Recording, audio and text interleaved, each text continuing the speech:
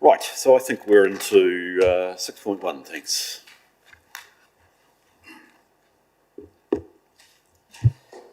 Thank you, Mr. Chair. 6.1 is the update on the public action points. Most of these sort of come from the minutes over the last few meetings. In terms of the item 3, governance policies, so this is around having the interest register published on the website. So where we are at with this is that we have received all the interest registers have been received from the elected members, and we've just had them reviewed from a legal perspective, and these have been sent back to the elected members just for sign-off. And once we get the last couple remaining ones of those, they'll be put onto the website. So website content has been written, and that's all ready to go up just when we receive that back. So we were hoping to have had that done by the end of February, but that'll be probably this week. In terms of operational risks, we've got a paper on the agenda around where we are as an organisation. We've got 5 out of 23 units complete, and we'll just work through that when we get to that paper. Similarly, with the credit rating review, we've had the Fitch review, so that's on the agenda as well.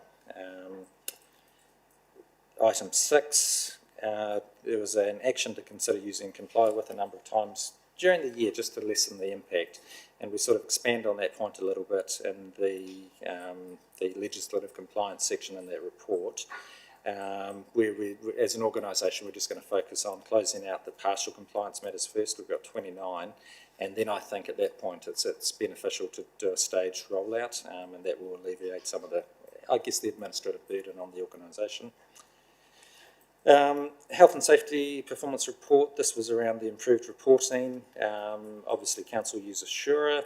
There's a new Assura configuration which we're working through at the moment, and this improves the flow of information and I guess the management of all the stuff that comes through it. This project is commencing this month and will be finished by the end of July, so that will eventually close out that point. Item 8, we had been asked to bring forward the capital spend project management audit. So the terms of reference for that's been drafted, and we've engaged Deloitte to undertake this review.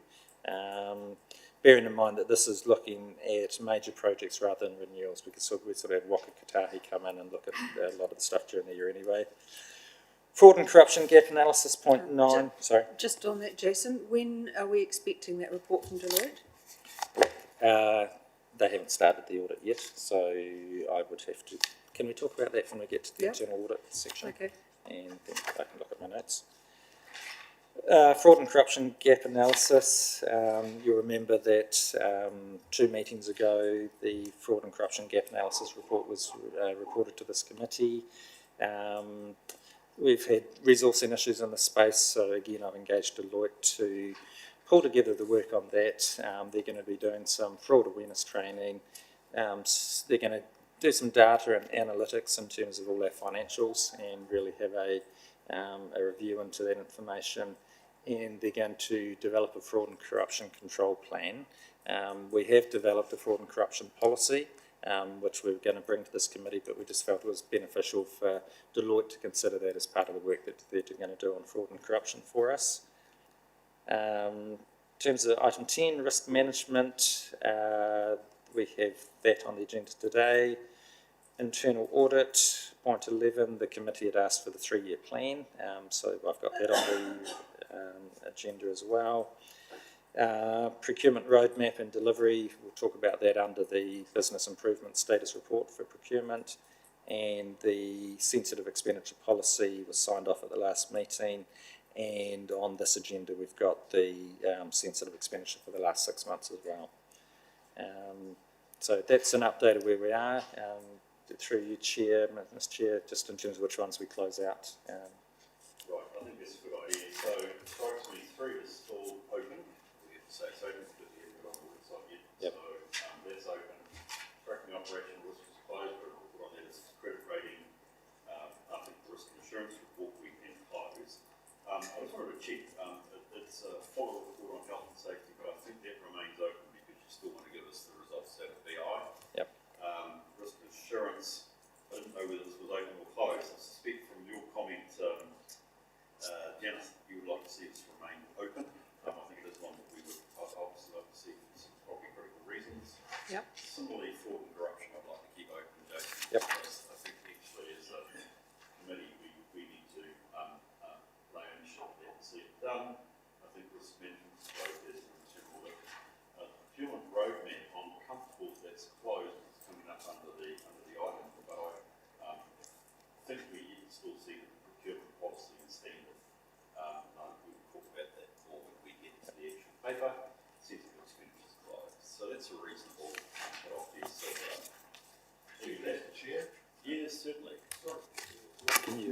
speaker on.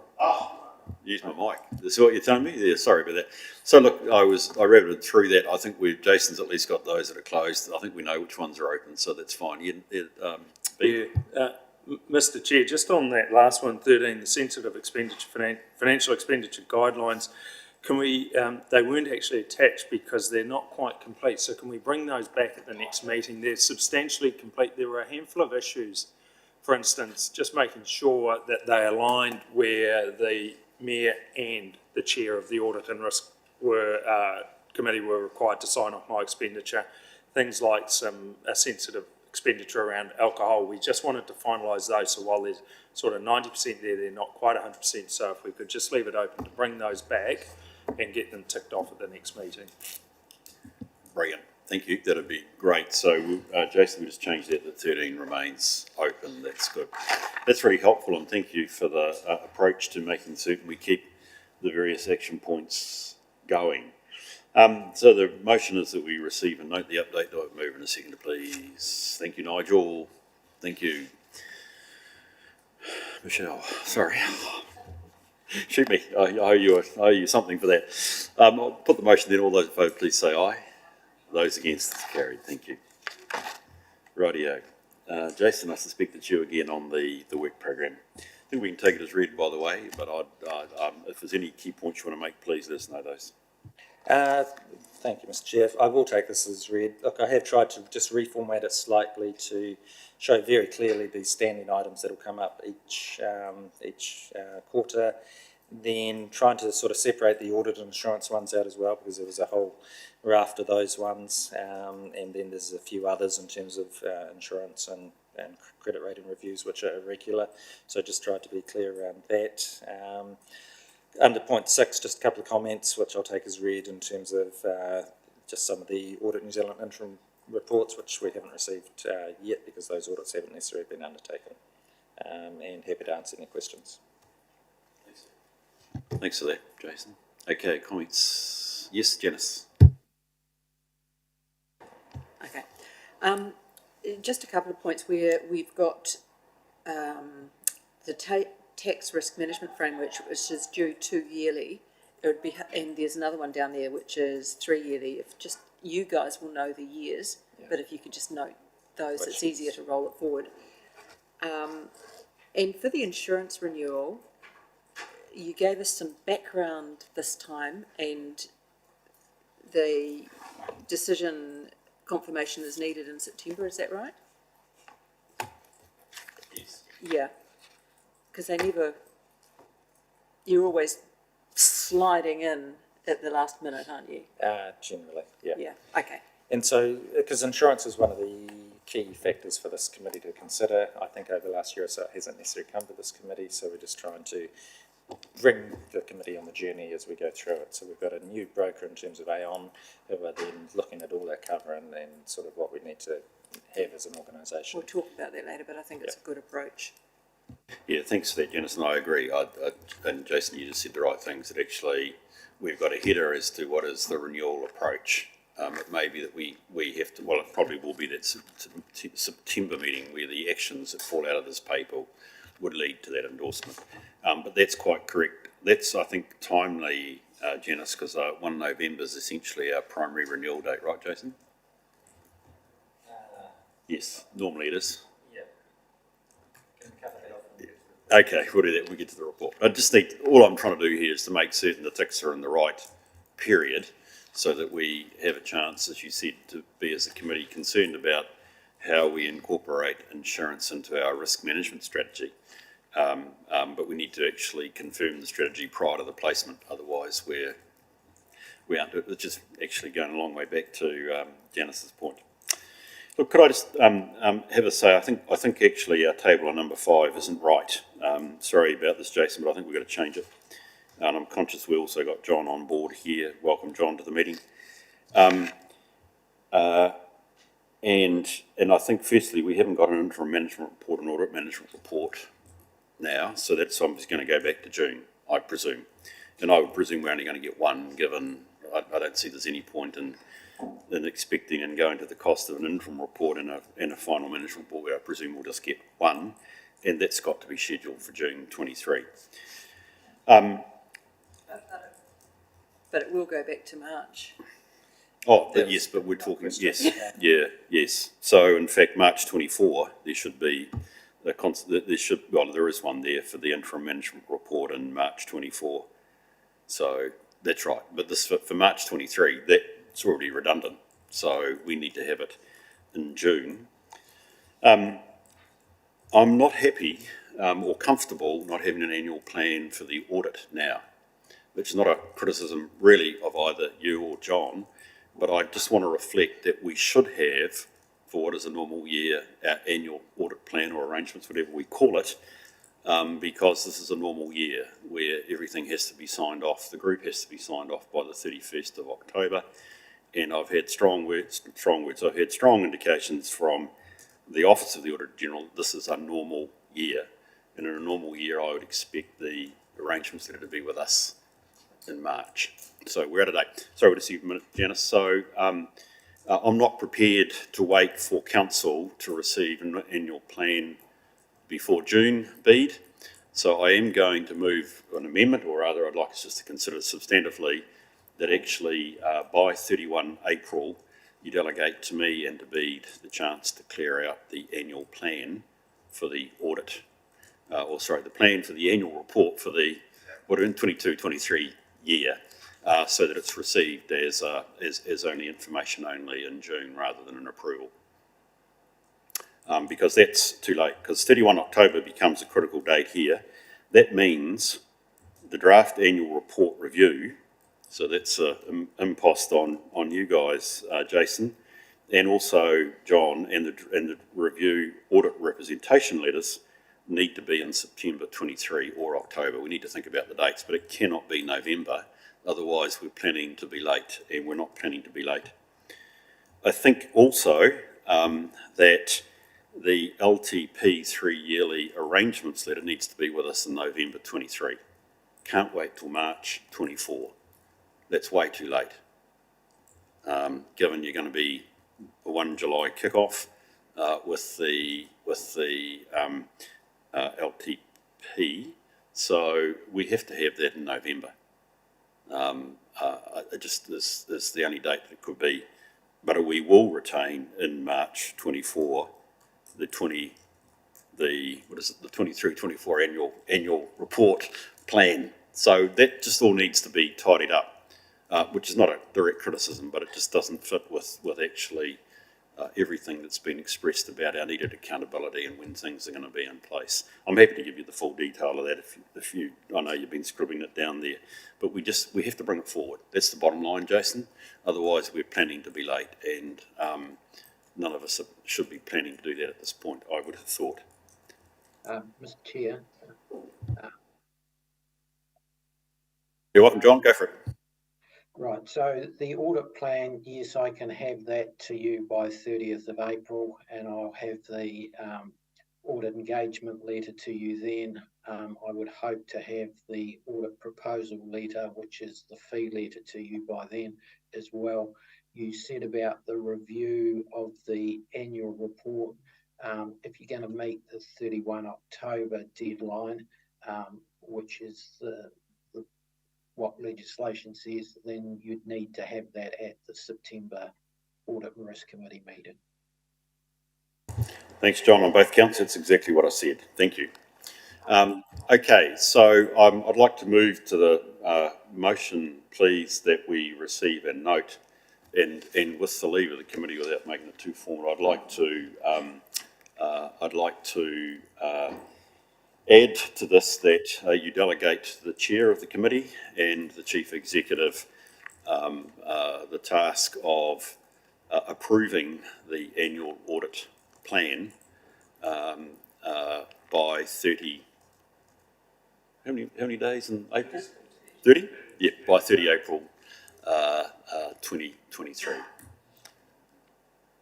Actually, I should note in that, sorry, and thank you, John, for raising that. There's also the audit engagement letter and the fee proposal, which is for the future years we need to receive because we are at the end of our current cycle with Audit New Zealand. So we need to clear that. So if you could include the audit plan, the audit engagement letter, and the fee proposal, sorry, that would be important that you delegate that to me and B. Seeing I'm doing this informally, does anybody want to add to that or question that? That being the case, I'll put the motion. Thank you, Nigel. Is there any discussion on the motion? There being none, I'll put it. All those in favour, please say aye. Those against? It's carried. Thanks for that. Appreciate that. That's really good to get that out, Jason, and to get a sense of plan going forward. Internal audit. Thank you, Mr. Chair. So again, I'll largely take this as read. So this is an update on the 22-23 internal audit plan, and as well at the last meeting the committee requested that we bring the 3-year audit plan back to this committee for review. In terms of, I'll just quickly go through the 22-23 audits at the moment. So we've got the Engagement and Culture Directorate review. Deloitte are undertaking this. This has been delayed until April 2023, just a bit of resourcing issue within our HR team. And so they've been, I think we've got at any point in time 54, 55 vacancies that they're sort of going through at this point. So we've brought some additional resource in to help, but one of the consequences is just delaying this audit just slightly. The waste management billing from the contractors audit, this is scheduled for 4th quarter 22-23. One of the issues that councillors will be aware of that we're talking a lot about, one of the drivers of our annual plan is the waste contract, and so this is timely just to look into it in a bit more detail from a contractor perspective, and we'll hopefully also understand some of our budgetary issues associated with that as well. So at the moment it's scheduled 4th quarter 22-23. If I can find the resource from Deloitte to do it early, I would like to bring it forward. Capital spend, as we talked about before, terms of reference drafted, but we haven't undertaken the audit yet, so Deloitte are going to start that, I think, in about 5 weeks' time is their timeline. The sensitive expenditure audit is about 90% completed.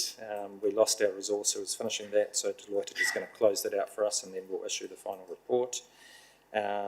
Forestry is on this, and asset management scheduled for 1st quarter 23-24, and then we've just finished our onboarding and induction process and exit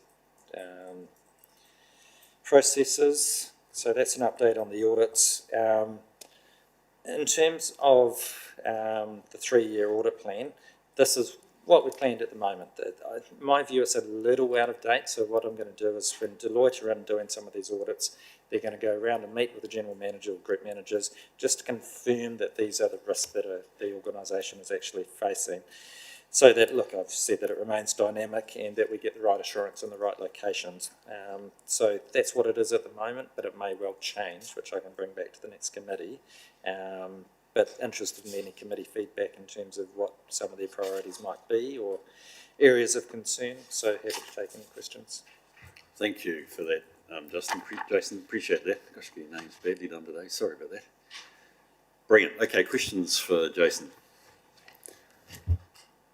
Couple from me, Jason. Look, and I think we just need to perhaps acknowledge with the challenge of filling our risk and assurance manager role, as I take it is what we're faced with here, you've obviously reached some form of engagement with Deloitte, correct? Yes, I have. So at the moment we have no risk and assurance manager or a risk and assurance officer or a risk and assurance support officer, so there is no risk and assurance team. So we're largely carrying it internally with Sam and myself, but it's got to the point where we've gone out to market with a risk and assurance manager role. I've got someone who will fill the officer position who does a lot of these audits, but sometimes it's good having an external viewpoint on some of our, say even our contractual things for enviro waste. It's good to get someone external to come in and look at it. So there's a balance between some of those internal control audits and the external ones. And I think having the relationship with Deloitte, being able to come in and resource up, I think is useful to us. Yeah, look, oh, sorry, Ben, you got a comment to make? I was just going to add that it also means when someone comes on, often out of that work, there is a work program that they can get up and underway, which I think is a more efficient use of their time in understanding the organisation than trying to build from scratch some of this internal audit work itself. And it does keep the internal audit work program moving. Oh, look, I'm comforted by the fact you've taken an alternate route to get, in this case, Deloitte in to do the work. Being Jason, that makes a lot of sense to me. One thing that I just wanted to say, I just wanted to check, I guess, here, Jason, is it would be normal for the committee to have access to the internal auditor. So I think going forward, to the extent that we use Deloitte, we need to think about do we invite, is it David? Is David, Seth, whoever your lead partner is providing that? Because essentially they are our resource. And in any good internal audit position, the internal audit always has access to the committee. And I would think that would be useful, at least while we have Deloitte in doing taking this approach, which makes a lot of sense. So again, I want to be clear, I'm endorsing it, but I think we also just add that we asked David he can zoom in, that's fine, and it would be great to have him here, particularly as you say, we received this program, for instance, as on advice, knowing that you'll probably want to change it and you're looking for David for some advice. It would be useful for us to have that access to the internal audit. Minor point, but one that we could have going forward, please. Can I just check, please, on the engagement and culture directorate review? Piqued my interest. It's not, unless I have done this too quickly. It's not actually on our internal audit plan. Can you just expand for me what we want to do there? It makes sense. I mean, we've got some challenges, as most councils have, in resourcing. We already talked about internal audit resourcing in this item, let alone. What is its scope? I'm not certain I had been aware of that, and apologies if I have been aware, but I'd be interested to know. I could speak to that, Mr. Chair. Thanks, Eric. Welcome. We're basically, even before we're starting to feel some of the tensions around the pressures that we had, so we actually wanted to do an audit or review internally of ourselves and our practices. So we put that in place. Unfortunately, with I guess the impacts over the past several months, we've decided to delay it and push that out. But the intention with it is to take a better look at, in a more in-depth detail around some of our processes and systems, seeing where we can find more efficiency and how we might realign things. And that was really, the intent here was a really good learning exercise for us to look for improvements. Thanks, Eric. And I mean, obviously, I noticed also the onboarding and induction process. So this will be more about employee engagement, employee management support, review, all that sort of stuff. Is that correct? That is correct. So we're looking at it quite holistically. With this said, we have made substantial changes over the past couple of months already. We're not waiting for this review by any means. We have an internal process at the moment there. We've revamped our induction program with health and safety and well-being. We've also taken a broad look at the actual structure of our team to support. And as Jason was saying, we have over 54 roles that we're almost on a rotating basis that we're recruiting for over the past several months. So the impact is quite heavy. So we currently have a change proposal on the table for the team that's considering around how we realign resources and make sure that they're in the right place. So even though we still want to do this external view of us, we're still making changes that we deem as appropriate to respond to our current demands. It just shows you I can't even read. It's item number 2 on my list, isn't it, Jason? So sorry about that. Sorry about that, Eric. No, that's really helpful, and I appreciate that. Jason, the other one then I had a question over, given it's one that's coming up and will be done prior to our next meeting or just as our next meeting occurs, the operational spend monitoring and management. Can you give me just a quick heads up on what you hope out of that?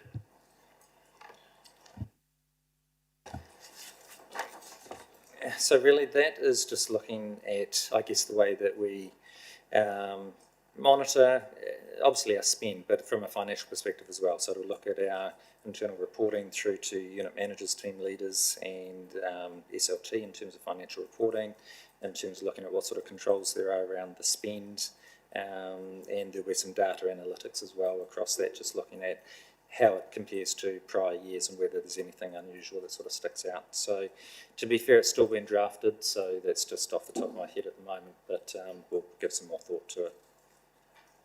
Oh, as an accountant, I love the sound of that one, Jason. So I'll be very interested to see the results of that. It's actually quite impressive. And that I think from the perspective of this committee will be a very, I mean, they're all interesting, but that will be a really important one, given you're going to the heart of our financial management and control. So I'll be very interested to see that one. Pete, it looks like you're about to break into song. Oh, no, I agree. I think I'll let Janice talk, but I think for a while the accountants, I guess, and some of the others, like the engineers have, I think, looking forward to it. But I'll let wait, Janice.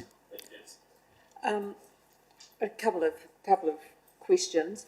The onboarding induction process and exit process, it says it's been an audit, the audit is complete. Was it an audit? Has it been through this committee, the report back on it with the findings and recommendations? Eric, are you able to assist with that one? I actually don't think we did bring a report back. Thinking through it, I think no, I don't think there was an actual report back, Janice, on that. So I think it's a good, valid question there. Yeah, because I think if it is an audit and it would have had recommendations and it's on the plan, then it should be coming back through here so that the recommendations can be considered and tracked. I think it was probably more a review, and it touched on areas like our health and safety induction and making sure everybody who arrived had a formal induction to health and safety, and then that actually we were steadily working our way through the entire organisation. So not an audit in the sense of, I think it's probably a terminology issue, but it was a review about making sure that we had good, proper induction processes, because stemming back from the incident we had at the airport in May, we identified, for instance, our health and safety induction and our onboarding needed some work, and so we've worked quite steadily on that, and it was really a review of some of those areas that led to this work. I think I'm probably speaking for you here, Janice. Point taken, Bede. I think in the long run, we're developing this as our program. It would be useful for us to be briefed more appropriately or formally on actually the outcome of that, I think is probably your point, Janice. Yeah, if it's formally on the internal audit plan, then I expect to see the internal audit reports coming back through here. If it's something that you're just doing as a review operationally, then I don't expect to see it here. Would be that. Just some comment. I didn't review the proposed schedule really, because it's going to be changed when Deloitte review it. But what I find helpful in other organisations is to actually see the previous 2 or 3 years, so you can get a sense of the regularity of some of them and what items have been covered in the prior years, and Deloitte probably need that anyway when they're doing their review, and just to indicate whether it's anticipated that it would be internal or outsourced is helpful. A bit challenging when you haven't got a team, but that's, in the long run, that's helpful. Yeah, thanks for those comments. Are there any others that people would like to make, Michelle? Or no?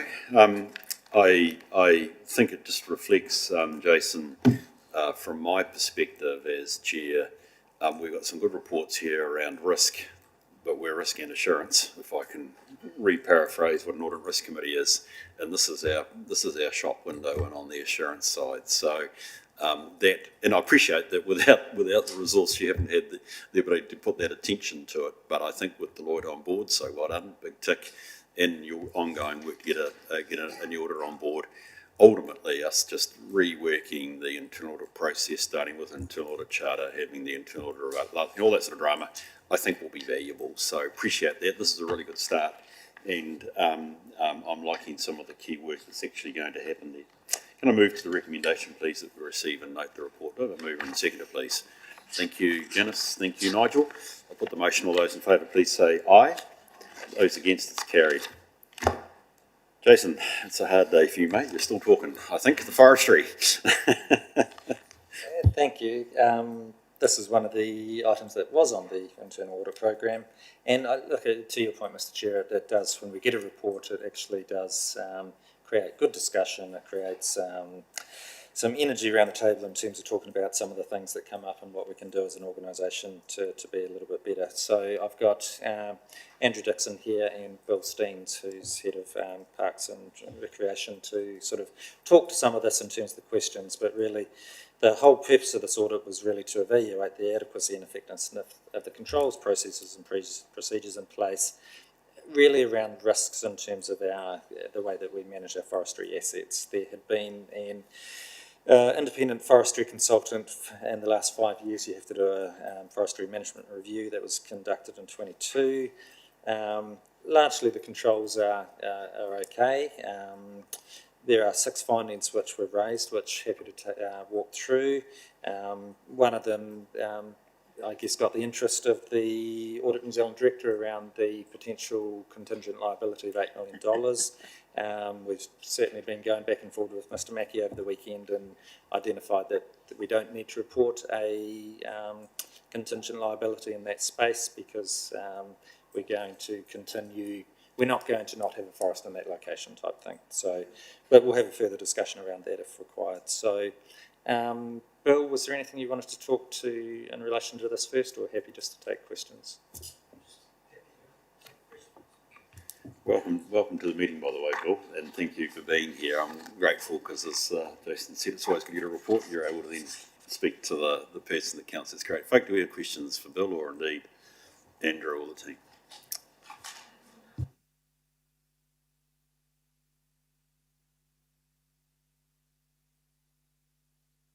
Oh, that one, sorry. I just wondered about the ETS liability if the trees are windblown or catch on fire. Is there a liability in that instance, or will they be replanted and so there is no liability?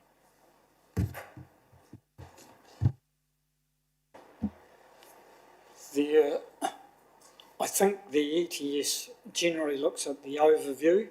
So if there's 1 or 2 trees windblown, then it doesn't impact on it. If, for instance, the whole or a large extent of the plantation is wiped out, then we would replant anyway.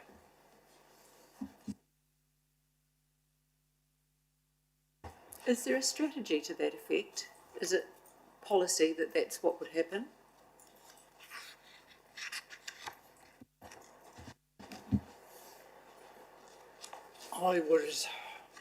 To be quite honest, I can't tell you right now. That's certainly what happens in practice, but I'm not sure whether it's documented as such. But certainly the replanting by rotation is practice and policy. But it comes down to, I suppose, the extent of any damage or loss. If there's half a dozen trees, you wouldn't worry about it. Because bear in mind, excuse me, different stages you thin the plantation anyway. So if it's within that parameter, it's non-material. This is a broader discussion around, I was thinking more around climate change, adaptation, increased storms, changing wind directions, increased fire risk, all those sorts of things when I was reading this paper. And just to say we would typically replant, and I don't know where all the plantations are, but we'd need to have some cognizance of that changing environment. And I thought it was helpful that Andrew noted about needing a strategy for forestry, because that's helpful even for the contingent liability discussion. Yes, I agree entirely. We do have a lot of smaller forestry blocks spread out. We're aware of which ones, so there are some wind tunnels that come through the hills. They're higher risk. But for fire, usually, so we've got 235 hectares, I think, off the top of my head, largely in 2 hectare blocks. So you're not going to take usually a big hit from fire, and your wind is dispersed as well. So to some extent, we're self-insuring from our diversity of location, but I agree with you, documenting those processes is helpful, because then you can understand it better.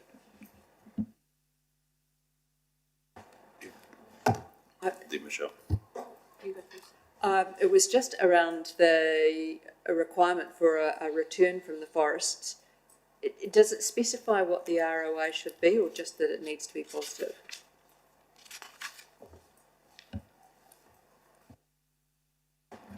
It doesn't specify a return on investment, and some of that is rather than going into the general funds, is in, for instance, we've got a report going to the Geraldine Community Board this week where we can't plant in commercial forestry because it's too close to an urban area and the district plan won't let us do that.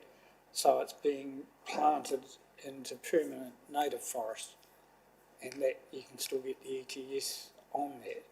So that when it transfers out of the commercial forestry operation into the other area, but there's still the ETS, then some of that is classed as a return. In other words, the rates don't have to pay for that funding. Thanks, Ed. Michelle. I just had a question about the reserve.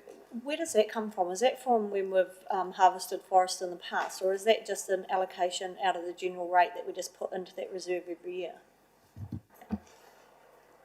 That is, I think, a new reserve fund. There used to be, so it comes out of the forest, so harvesting. So what we had previously was an ongoing forestry account that had an opening and closing balance from one year to another. There's been a reserve set up. In practice, it keeps, because we don't harvest every year, we need to keep the operation going, and there needs to be the ability to do that without dipping into rates. So in what has happened in a few years, there has been a return of $50,000 a year on average, your rate of return, but that can vary. It can be up and down. And again, there was a period where there was a big windstorm that did wipe out large sections of trees, so therefore there was no return for a number of years. So that is a risk. Just a question around the district plan. Are we being proactive about that, given we're reviewing our district plan at the moment, or are we just, in relation to forestry, or are we just going, it is what it is? I think in that particular place, it's right next to Geraldine, and I think it is both pragmatic and common sense in that particular instance, is that we go with a more permanent plantation forest, plus there are recreational uses which will go in there. So I don't have a problem of what the recommendation is in that particular instance. I'm sorry, but what about in general? Like, have we actually looked at our forestry strategy in the district plan and ensured that it's going to enable us to do what we want to do with forestry? Is there a forestry strategy? Yeah, well, I know that's. Yeah, sorry. Some of my point. Not. That was a question I had as I was reading this, is why does the council have forestry? And I know there's a multitude of reasons, but I was just going, is it historic? Is it commercial? Is it commercial use of land that we have? Is it amenity? Is it carbon offset? Is it all of the above? that was just running through my mind as I was reading this. So initially, Sorry, Bill. yeah, it was to use some land that was reserve land set aside for plantation purposes, which was historic.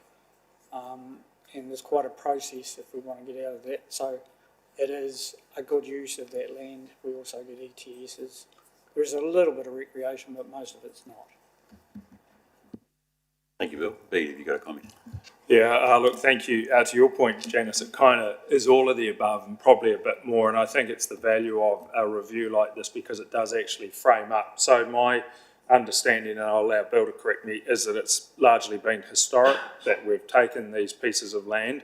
They're not, many of them are quite small and not overly useful for anything else. So we've put them into trees. It's had a sort of an incidental effect in terms of a benefit with the carbon credits. But some time ago, Andrew, was it a year or so ago, TDHL did some work about forestry for carbon offset, and it came to the view that actually it was accompanied with quite a lot of risk for the very reasons you're raising: increased fire risk, increased wind blow, storm and so on. So there's quite a lot of risk attached to it. And in our own submission around agriculture and going into the ETS, we noted the concerns about having carbon planting with forestry as opposed to using indigenous because that increases biodiversity. So I think actually what this has done is bring to the fore something which is timely in a way if you look at our LTP about what is the best use of that land and what should we be doing and what does it mean in terms of our carbon credits. But in many respects, the forestry activity has sort of hummed along in the background, covering its costs, not causing a lot of friction or anxiety for us, and then you do a review and all of these bigger questions pop out. And so that's where it's come to. The idea of the reserve, Bruce, you might remember, was it sort of 10 years ago we had to start being very specific about reserves, but it enabled us also to see, was it covering its own costs, which to your point, Councillor Pye, we're not dipping into the rates to fund the activity, because the very purpose of it is that it doesn't touch rates, it's actually self-funding. So there's quite a mosaic, if you like, of factors that go into making this now relevant for that strategy to be looked at and for this. And putting aside that we had some issues around whether we got the the review was correct about some of the ETS, it frames a much bigger issue about actually that activity, when aggregated up across all of those little different blocks, is material enough to merit a structured strategic approach to it. So I think it's reasonably clear. There's no, I mean, there's limited question here other than, and I think you've said it's all being fixed, Bill, around health and safety with contractors and what have you, that, from a day-to-day perspective, we could probably argue that out of this it's well managed, but there's still the bigger strategic question. So I guess, and I'm looking probably you, Jason, as you're the preparer of the paper, where to from here? I mean, it's a good snapshot. It says we're, as I said, strategically we're a wee bit not there. So what's the action that comes out of this? Well, look, I'm happy to respond as a starter, Mr. Chair. I think the action out of it is that through Andrew and Bill, we take a strategic look at forestry. We leverage off the work that was done by TDHL because they did it specifically and we were aware of it, we contributed to it. And I think what we do is we take that sort of collateral, we take our holdings and we look at it and bring back something for the long-term plan about here is our long-term approach, because I think it should align with our climate change approach as well. So there's a number of pieces, and I think the piece here is that the next stop is somewhere as a draft sort of strategy which goes into the long-term plan, is very broadly the way forward that I would see from here, but it's a starter to be the basis of a discussion. Yeah, just like to point out that the forestry blocks are reasonably small, and as far as ETS is concerned, we're only talking about 10,000 units anyway. They're pretty minor. We do have some immediate issues with Audit New Zealand that we're just working through around some accounting disclosure information, because the report called out the fact we need to have a contingent liability, which we've worked with Audit New Zealand, which is not the case. But we do need to just update some of our intangible asset disclosures in our annual report. So that's what we're working through at the moment as well. Brilliant. Okay, well, I think that means then, Jason, that we will receive and note the report. We won't list the action that follows that one up. But effectively, what I'm hearing, Bede, and it's quite right, and it probably, I mean, we're not a policy committee, so I don't think the forestry policy or strategy should necessarily come back here, other than for us to be aware that you've dealt to it. Is actually you're indicating that this does have its hook in around a number of things that relate to the LTP, so this needs to be done within the time frame and the framing of the future, the coming LTP. Bear in mind, exactly your point, Andrew, is only 60 lots and 235 hectares, but it also has an accountability issue, as we've seen here. So it's one of those small, sort of almost, sorry, Bill, I don't mean this in this sense, but I'm going to use the word irksome issue, but we just need to tidy it up. So Yeah, there's an activity management plan where I think that sort of issue gets wrapped up. But while the numbers might be relatively small, I think there is an issue here for council to consider in terms of its contribution to adaptation, mitigation, etc., around its climate change approach. I agree entirely. So that's good. Okay, so I think from the perspective of our work for council, it is to receive the report.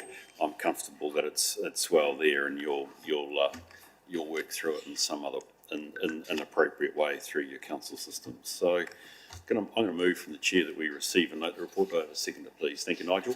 Any discussion on the motion? There being none, I'll put it. All those in favour, please say aye. Those against, it's carried. Thank you. We move on to the outstanding recommendations register. Thank you, Mr. Chair. So I guess following on from the forestry report, the organisation has an obligation to track all our outstanding recommendations so that we give assurance to the committee that we are following them through and closing them out. So this paper takes all our previous audits and reviews and puts all the recommendations which are outstanding into one place. Since the last paper, we've closed out 8 recommendations, 6 of those in relation to the payroll review and 2 in relation to sensitive expenditure. There are 51 outstanding recommendations. The concern is that 45 of these are currently overdue, and so we tracked that, which was at the request of the committee 2 meetings ago, in terms of just striking through the date from what was originally in the report at the time and what we're planning to do now. So of those 45, 23 actually relate to the Audit New Zealand recommendations. And so normally what happens, Audit New Zealand do the audit, they close audit recommendations down and we can take them off. But because the audit is still ongoing, we haven't been able to close any. A number of the recommendations we have closed, we just need Audit New Zealand confirmation that we've closed them. So those are sort of more than half of them. 8 relate to the fraud and corruption gap analysis, which we talked about before. We've got Deloitte coming in to close those out. There are 6 overdue in relation to the ALGIM, Local Government Information, Association of Local Government Information. And so these relate more to, they sort of hang off the information management policy. So we're currently updating our information management policy. It's going through some internal processes before it gets to SLT for approval. Once that is approved, then a number of these other recommendations sort of can close off. 5 relate to the rates control review, which we're closing out by June, so those are all actively being managed. 1 relates to standardised cash handling policy, which we're closing out in a few months. We're closing out 1 next month in relation to allowances, and the P2P procurement to pay process will close out the remaining issue at CBay around just the way that that's being managed. So that's where we're at, so happy to take any questions on any of those items. Thanks for that, and I appreciate it's quite a bit to manage and follow through, but it is important, so thank you for that work. Jason, is there a comment folk would like to make? Jason, I appreciate and totally understand the need for the audit to get through. It does mean that we are holding back yet again. So I get a sense for us as a committee and for you as the lead here I think we need to make certain that we've had a hang of a good jump in clearing these by 30 June. I appreciate the need to get that audit through. I am looking and expecting a big reduction for the next meeting, and I would appreciate that, particularly around the audit. But I also think there's a reasonable number of others, and it would seem to me that 30 September, given what I've read through here, it seems to be the time. So I suspect by 30 September we also have additional items from our external audit. But if we could just keep a focus on nailing these, that would be valuable. I want to ask a question which perhaps it's rhetorical, but I think I would like to ask it. In the interim, I mean, the issue is we want the business improving, we want the recommendations done, because we'll be a better organisation for it. Are there any immediate, sort of day-to-day management, business as usual risks that are heightened because we have not closed these off? Bearing in mind that a good number you have, but we're waiting for John to take them off. Look, I don't believe so. I think in conjunction with the work that John Craig's leading throughout the organisation in terms of operational risks and strategic risks, we're not seeing anything come out through that process which would, I guess, impede on these. The Audit New Zealand ones are straightforward. We'd just like to have them closed. Some of the other ones, like forestry, they present good recommendations which are important for the organisation to close out, which we're working towards. Resourcing aside, I don't see that there's any it's not impinging on our operational basis, I don't believe. If I'm not setting you up for what I see as risky, I always remain a wee bit worried that our information management strategy or policy is outstanding. That's not to have a crack at anybody, but it's a difficult area, I think, is perhaps what I'm wanting to reflect here, and the longer that remains outstanding, it does give me a half cause for concern. Perhaps I lack total knowledge to know why I should be concerned, but it does. So I just want to reflect on that. Okay, any other? Yes. On that information management policy, because I had a question as to where it was, when is it going to be completed? So we're doing a sort of a policy refresh throughout the organisation. So the strategy and corporate planning team, along with the rest of the organisation, have reviewed all our policies over the next 3 years to prioritise which ones are not important, because they're all important, but which ones have priority over the others. And so as part of that, we're going through a new policy framework, which has been implemented throughout the organisation. These policies then go through SLT, but before they go through SLT, with Nigel Ingram and Malcolm Alexander is helping give some critical friend thinking to our policies before they go through SLT, just so that we can ensure that they're consistent with other councils, that they hit all the key risks, and that they're well managed. So that's just taking longer than we had expected to set up. The IM policy has been put into the new format and is just ready to go through SLT in terms of that next step. So by June, that policy will be signed off and brought to this committee. And we'll see it here. Yeah. Okay, and just on your previous comment, when Bruce asked you about any risks in here, really, you said resourcing aside, and that was the risk that I saw. I highlighted every time resourcing of any sort was raised in these, and there's a lot of highlighting on my papers. So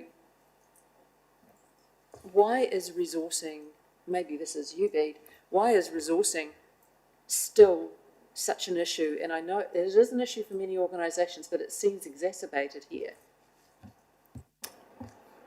Yeah, well, it's kind of at the moment the core question we regularly ask ourselves and seek to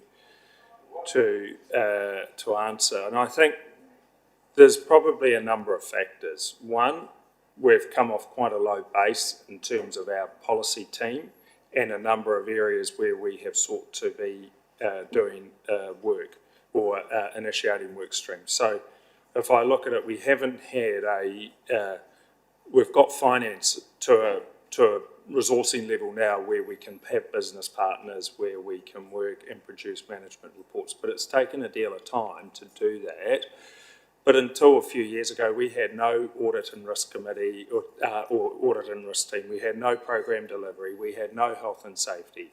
We had a very, very small policy team that was part-time. And so building that up, and what we've identified as we go through, and it was particularly with finance, was a lot of the systems in finance needed to be updated for us in order for us to actually identify where some of the areas were that we needed the resource. And then when we've got resource, look, to be honest, it hasn't always been the kind of resource we would have hoped it would deliver. And of late, we have become somewhat more discerning about not accepting just anybody who comes through the door, because actually there have been applicants for roles and we've elected quite consciously, or decided quite consciously, they're not the right person for the role because of the need to have people at the right level who can, with the skills to deliver the work. And that is slowly but surely, it is righting itself, but it is not an automatic or a quick fix. And so what I would note here is that progress is slow, but there is steady progress in the right way, and we continue to build the blocks that when you say, Bruce, you expect to see significant change in June, well, I think we will, because we have been steadily doing it, and we haven't gone to just put a veneer or a quick sort of coat of paint over the edifice. We're actually trying to build the corporate infrastructure in that enables it to be delivered to a really good standard. And so you touch wood, but to Jason's point, we have in a number of areas made sure that we've got the skill that we need, particularly in some areas like water, the three waters, it is really, really difficult to get people when, for a variety of reasons, they are getting lured away with very attractive options elsewhere. And so it is difficult and challenging when you're competing against larger centres where there are significantly more attractive offers on the table in a range of areas, whether it's finance, engineering, infrastructure, policy, RMA, building. A lot of those areas, they are getting offered significantly more than we could ever think to pay. And it is, we do have a number of initiatives in train in order to address that, and maybe later on in the PX it might be more appropriate to share some of those. Yes. Unfortunately, you didn't get the 3 extra pages to the strategic risk heat map, and people risk, or people not being able to attract competent individuals to TDC has been called out as one of the very high risks, even residually. And the 3 main causes that were identified, as we said, one is around it's hard to compete with the private sector when it comes to salary and wages. The second one, generally, New Zealand's got a shortage of key resources, but a more important one, Timaru is not seen as a place to live. And that makes it really hard to attract good talent to Timaru District Council. It's not, no, not on the council. It's just, it is what it is, in terms that if you want good people in key positions, it's hard to get them here. Oh, once you're here, you don't often leave, so. Not allowed to leave. If I could just give some sort of scale, I mean, not that long ago, the building control officers, for instance, Kāinga Ora became its own building control authority. So it then went on a significant hiring initiative, if I put it politely. And in order for us to make, and then there were private sector providers, and we had to move within a few weeks, this is a while ago, with $15,000 to $20,000 movements simply to stop it. Andrew will tell you that in the engineering space, we're up against, increases of $40,000 for some of our people, and we're just not in a position to then hire at that rate. And so we end up in this really invidious position about trying to keep relativities inside the organisation and fairness, acknowledging that they can move. And what we've also identified is that the government departments who have had or government-related entities, they do enable a lot more flexibility in terms of allowing people to live in one place, work from home and travel at the government's expense to those. And it does place us in a really, really awkward position in terms of trying to recruit against a policy analyst who can live in Timaru, potentially earn another 20 or 30,000 working in Wellington, and they can work from home some of the time and get their travel paid the rest of the time. It is a challenge that we are seeking to manage, and we'll share some of that and maybe later on. Thanks, Ed. You got a follow-up comment? Oh, just Yes. a couple of admin-y things. When on the table with the Audit New Zealand report, you get an indication of the date. So it would be helpful if the date of the audit was shown. Just like it says, the Crow tax review. Just to give us an idea of how long they've been outstanding, and if when they've been completed, if they sort of maybe drop them to the bottom of for a completed section, just one cycle, so that we can actually see what's been completed. And next time, it'll give you a real sense of achievement, I would think. Absolutely. That's good. So look, thank you for those questions, Janice. Again, the value of a good report. So BDS, I had noted anyway that when we have your session, it might be good to pick up on the resourcing issue, because thank you for your input about the missing pages out of the strategic risk register, but that would be helpful just to have that. Look, I just thought it's worth note, under paragraph 6, there was an outstanding risk assessment around the landfills. We had a pretty good discussion on that last time, didn't we, Andrew? And I know you've got PDP in there, so that looks like we've got a 30 June clearance of that, which would be helpful, again, even if it's only to look towards our external reporting, which would be superb. So with that, thank you, that's really helpful. Can I move to the recommendation, please, which is that we receive a note report? I'll move that. Do I have a second, please? Thank you, Nigel. I'll put the motion. All those in favour, please say aye. Aye. Those against, it's carried. Really unfair of me, Andrew, and I should have asked this under the forestry, but I didn't read my notes. Obviously, with those small holdings, we don't have a problem with slash, do we? No, it's good. I mean, I could well imagine our blocks are close to rivers. No? Generally, they're not, no. Okay. Yeah, but as I said, they're very small blocks, and we're not doing a lot of harvesting anyway. Yeah, okay, that's good. Thank you. I needn't take any longer. I just, one of those, dare I say it, because of my commitments in the North Island, I can assure you, and Gisborne, it's a lot bigger issue. I think if we move to, we're item 6.6, which is the Strategic Risk Register. And John, I take it you'll take us through this, buddy. Thank you, Mr. Chair. I'll take the report as read. Since the November meeting, there's been a series of risk workshops with SLT members to work through each of the 12 identified risks that came out of the August workshop last year.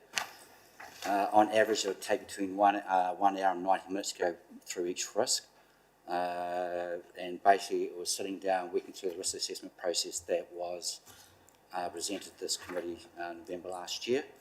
And we've finalised that process, as you'll see, with the risk heat map, both with inherent and residual, as well as a table. Unfortunately, I'm not quite sure why, but there's an extra 3 pages added to the agenda, which I've handed out to the committee, showing the very high risks and all the mitigations associated against them and how they were, effectively rated, and the work that needs to keep going with those particular ones. I do have to say I've got to thank the SLT members for their perseverance going through this, because at times it was challenging in the sense of having some good, robust debate amongst themselves as to whether the mitigation fell in terms of effective rating. But as a first up exercise, I think it's a good result what's come out. What it does highlight is that there's still work to go, and this forms the basis of what we call an improvement plan of where we need to focus our effort moving forward. Thanks for that, John. Appreciate that. and obviously we already dipped into one of the high risks already with the resourcing on the personnel, which is superb. Folk, do we have questions and points to make with John, or indeed the rest of the management team here? Really minor point. I'd love this in A3. I'd love this in A3 if that's possible. I struggled even with blowing it up on my iPad to work out which of the little bubbles were where. Really minor point and a bit picky, but I'll just say it what it's worth. I suspect others might have the same thing. Sorry, just on that, Mr. Chair, on the bubbles itself, that's driven, I can bump those up, but the way the logarithm works behind the scenes is that it's called concatenation. So if I didn't have that mathematical formula in there, all the bubbles would sit on top of themselves. So you have 8 bubbles on top and you never see them. That's why they form around like they do. Perhaps as a, and I love the bubble, I love a heat map. A diagram tells what is a picture, speaks 1,000 words. But it might be that even on the table on the side, just to have on that table whether their residual risk is where it sits would be just really helpful, because I had to try and work out. Well, I can see in this what is R5 and R11, but when I got to the next one down below, I was struggling to work out where they all were. And then I'm saying that off an iPad. Okay, that's brilliant, and that's useful. And what was I just going to talk about? Yeah.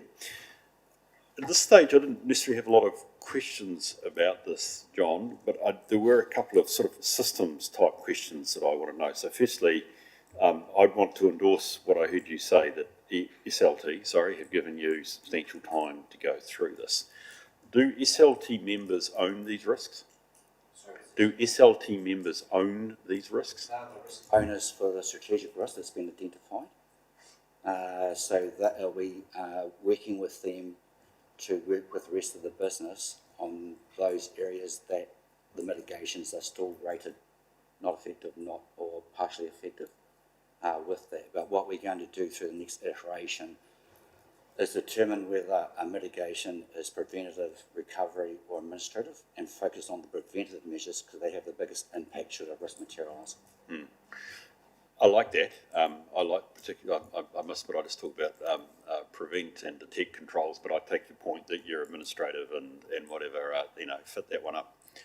So in the situation of I'm asking the systems and process question here rather than getting into the detail of what we've just discussed and we will discuss. So you've got a situation of resourcing, where clearly the prevent controls today are not getting us to any sense of an acceptable, tolerable level. In other words, the gap between what our prevent controls give us in terms of resourcing versus where we want to be is too broad. What do you and the risk owner do about trying to close that gap? Or process. So let me be careful. I'm not asking about resourcing. We'll come back to that. But what do you do then when you're faced with that gap? So basically, it would go what we call a risk treatment plan, and identifying the steps that will need to be taken in order to move, a partial mitigation to an effective mitigation. How many steps are required in that? And then determining is it achievable in a given time frame, given that, one, we do have a resource issue within TDC. But again, that's a wider discussion with the rest of Beaton's team to say these ones will be rated preventative. This is the risk treatment plan for it. These are the steps in order to go from step 1 to step 10 in order to get there. Is this achievable? If not, why not? And what we need to do, and then put in a priority bucket. So of those preventive mitigations, what's deemed more important than, say, another one? So there's still another iteration of maturity to go with the risk management process. But as I've learned through the years, if we went to utopia straight away, I'd lose everyone straight away. I'd lose people. So we've started off crawling and walking. We're now going to start running. But it's going to come down to, again, SLC's decision, working with BEAD, and that is that what's more important from a mitigation that we need to put in place.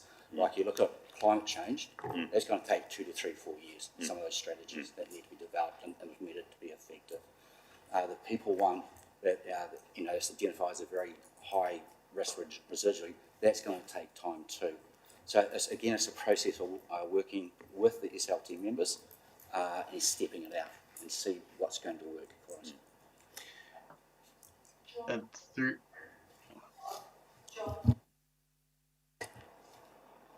How does risk appetite that's set by council presumably the risk appetite set by council on each of these strategic risks, how does that fit into your management of the mitigations and the gap, etc.? So I understand some work was done around risk appetite before I arrived here, and I believe that needs to be revisited. Based on that, we've changed the risk management framework to a more in-depth, really getting into the roots of everything. So what I'd like to do is review the risk appetite work that was done before I arrived and work with SLT initially to bring back to this committee in June as a revisit on that. Just like the risk policy and framework will have to be rewritten to bring in the new process that we've introduced from the old one with that. But it's a good question. And that's why I set the black line initially as an initial, pinch point of airing above, still a lot of work to go, airing below, we're satisfied where it currently sits. I think we have done that. I think we did that with Andrew, didn't we, last year? Yes. Probably about June, which might have been before your time. August. August. Can I say my experience, Janice, with risk appetite is that you've got to almost continually revisit it, because now that we are getting I appreciate your point around the front end process. All of a sudden now I do want to know, gee, what is my risk appetite around personnel, and in fact I might, and I've had the arguments in committees, well, we might have to accept a higher level of risk. Well, if that's the case, let's do that. So where that leaves me, John, is, and I'll talk about this, well, actually probably I should be with you, but also with Jason.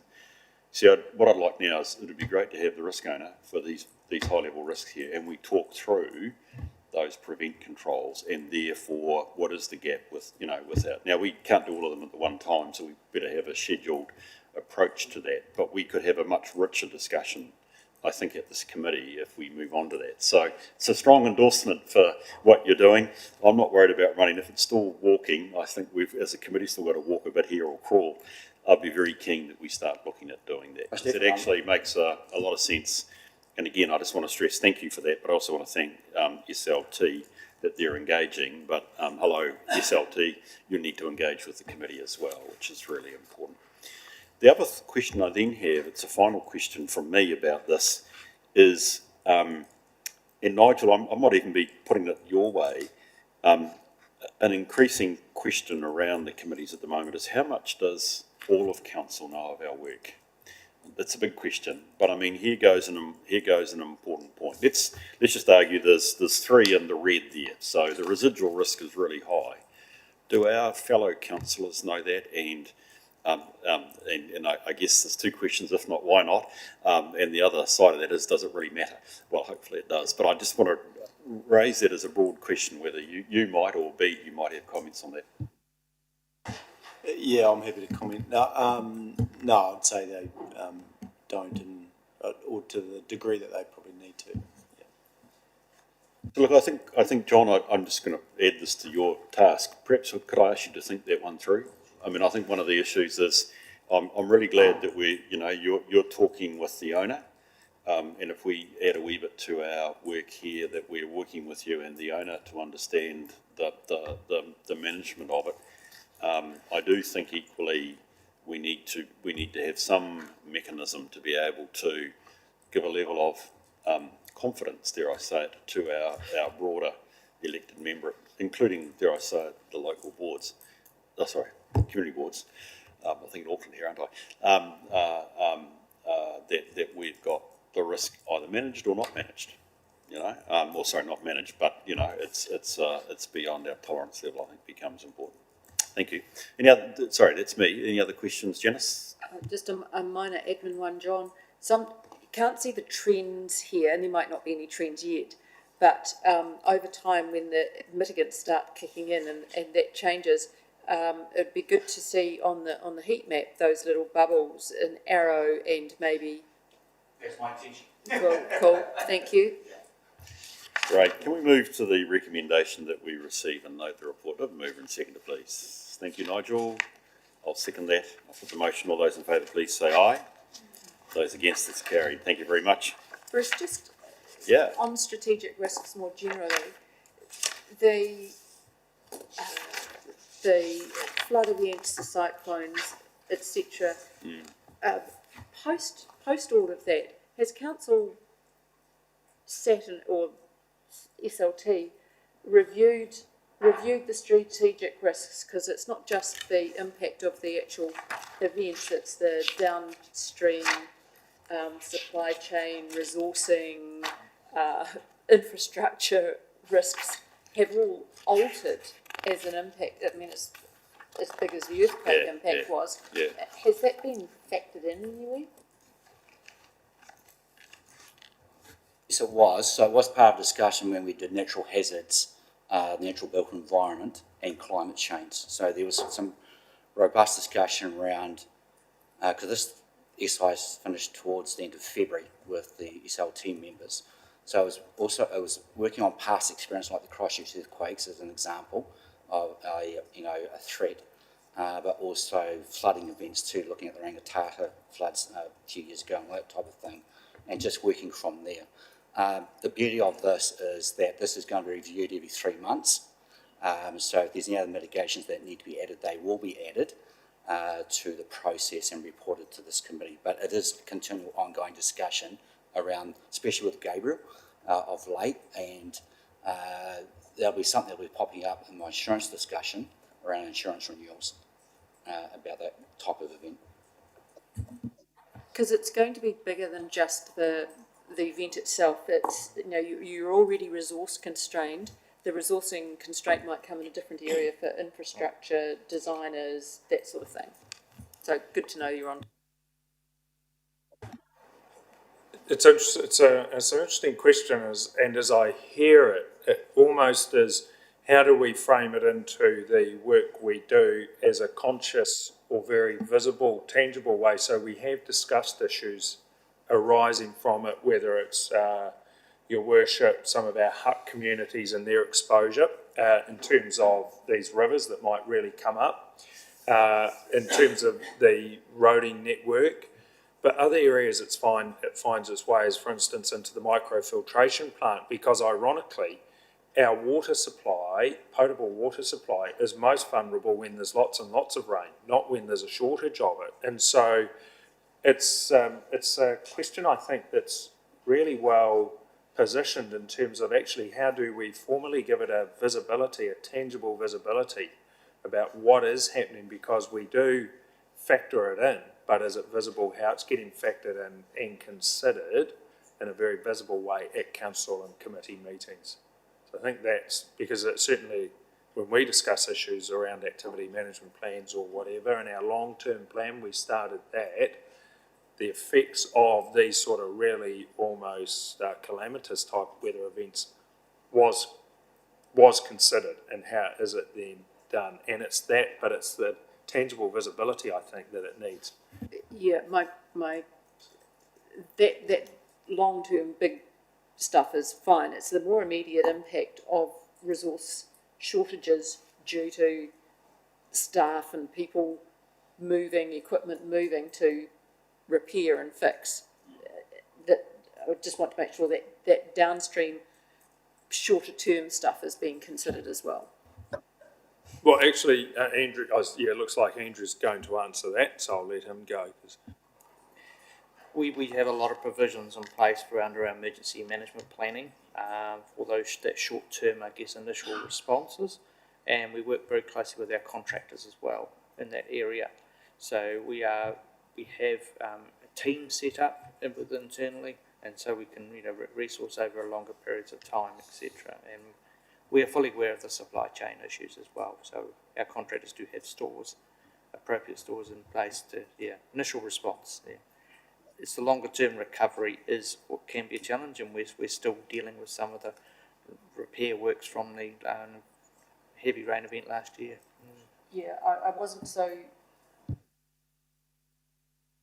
Our response to an event, it's our how our business as usual is impacted by this event. So, yeah. I think there will be a lot of learning as we watch the Hawke's Bay and the Gisborne and Wairoa issues, or actually Auckland, to be honest, as well. So we're going to get into the longer term issues about how we design and build resilience into our communities, which will be, dare I say it, significant matters going forward. So, yeah, I was just going to say, Janice, it might the Civil Defence Emergency Management Group, both at a executive level and across Canterbury, and at the joint committee level of the council, the elected members, actually have quite a work stream about dealing with interruptions to workflows, and how we as a group, for instance, making sure, so Waka Kotahi, working with Waka Kotahi, so there's one source of truth about what roads across the region are open and what roads are not open, and other lifeline and utility type groups, and how they make sure that business as usual is either managed or impacted to the least degree possible. So that sort of... I'm not worried about our response to an event. Well, I am worried about our response to an event, but I was more wanting to. I've not explained it very well, so. Through Chair, maybe Janice, one of the biggest risks for us as an organization, and not direct response, is obviously around resourcing and staffing. As people get pulled north to respond to the emergency response, and just over, dealing with the impacts, it's making the market tighter for us to recruit. So we are considering that within our own discussions internally for recruitment. How do we continue that attraction, especially with contractors and consultants moving north? So not only will it impact us recruiting and employing staff, but also potentially getting consultants and contractors to do specific work. So we are recognizing that. Hopefully that's more aligned to the question. And I think equally, Janice, I appreciate that this may be a challenging discussion to frame, but we will find that Gabrielle creates a more profound response required out of local government. Now, that's not framed yet, even in the North Island, but it will be, and it's something that we will need to do. I shouldn't be talking about other councils' business, but you would be surprised at my risk committee in Auckland how real the climate change risk strategic discussion became at the last meeting. And that will become real for us. It's going to have a big impact on their annual plan, on their long-term plan, I suspect. It should have on ours as well, ultimately, in the way that's proportionate to the issues and risks faced by Timaru. So that will be valuable. Thank you for raising that. I don't know, Jess, quite which paper we'll just append that to the strategic risk question, because it was actually the elephant in the room, you named it. So thank you, Janice, for raising that. And I suspect, John, seeing we've sort of reopened strategic risk, I think this is something that actually almost as a line of a paragraph in your report going forward, we should just keep live as these lessons are learned, to see what are we getting out of Gabrielle, does it influence our assessment of our strategic risks, I think would become important. Thank you. Right, so we'll add that, Jess, in a sort of a semi-formal, informal way to our strategic risk discussion, and then we'll move on to the operational risk management. Thanks, John.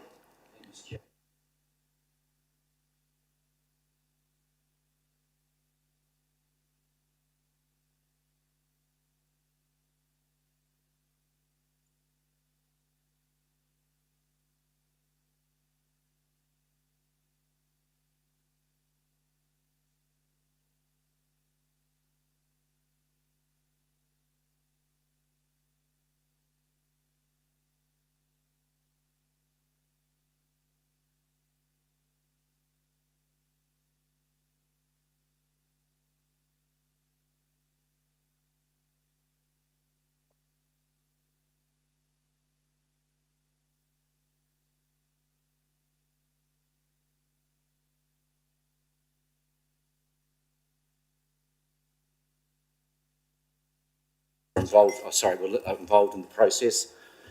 And I have to say, there's been quite a pleasing movement in understanding, a paradigm shift of people understanding what a business risk is from when we first started the process to where we are now in each of those teams. Again, a lot of robust discussion went on, challenging amongst themselves, especially when it came to measuring the effectiveness of mitigations. But at the end of the day, they all landed on the same view and everyone was comfortable with the final output that's been generated. There's still a lot of work to go. This is a timely process. It's a marathon, not a sprint.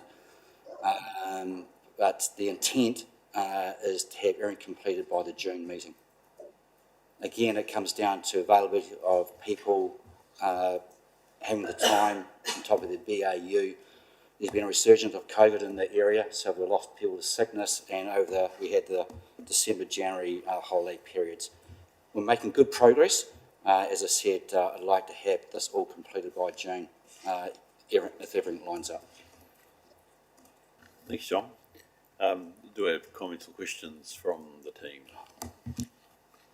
I do, John, if I could just kick off a couple of questions. I was a bit uncertain what the light green and dark green meant on your graph on page 69. That's paragraph 9. Can you just explain that to me, please?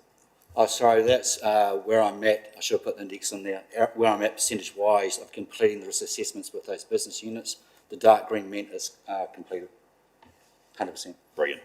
And just remind me, program delivery, no team in place, and we're back to our resourcing. Can you just, what is program delivery going to do, Jace?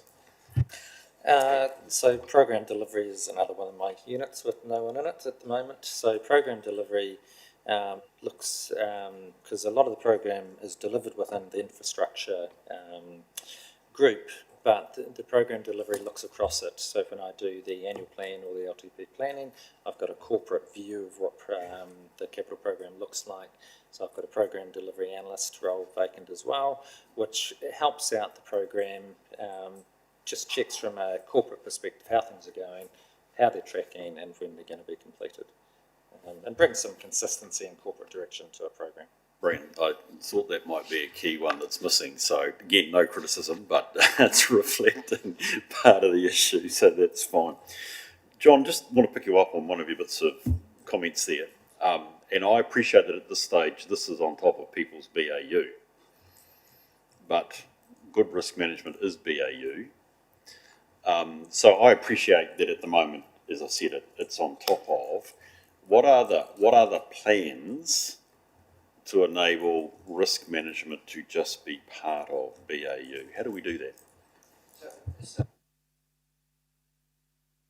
About this, sorry. It's a cultural journey. And as I said beforehand, when I first started with each of these units, there was, a lack of,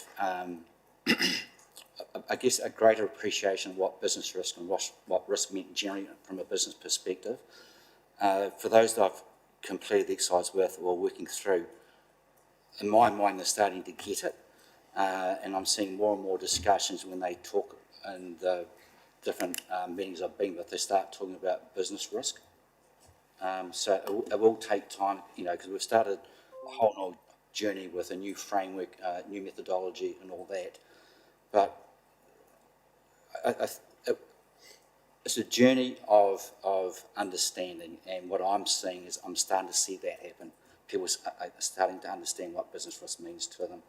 And, one unit's really excited that while they had quite a few highs in there, it sets the tone for them to work with the rest of their team of ensuring that they get those mitigations down to an effective level, but it's a team effort in doing that, not just left to one individual. So that's the pleasing part I'm getting out of it, that they collectively want to get on with this. Look, thank you for that. I'm going to probably, the more we talk about this, the more I'll come back to that point. So I will be very interested to understand how we migrate it.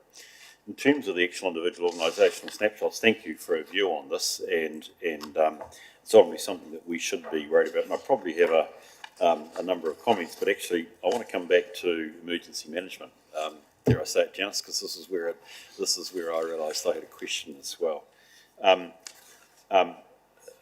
my eye looking at all of these has gone to one of two things. Either have we got a residual risk that's in red, or indeed anything that's got a consequence of major or higher.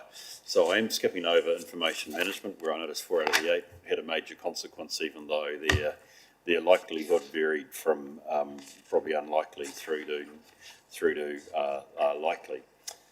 I was interested in the operational risk heat map for emergency management, where the two that remain in red is EM work across the 4 Rs, and I presume EM is that? Oh, that's emergency management. I thought it was elected members for a moment.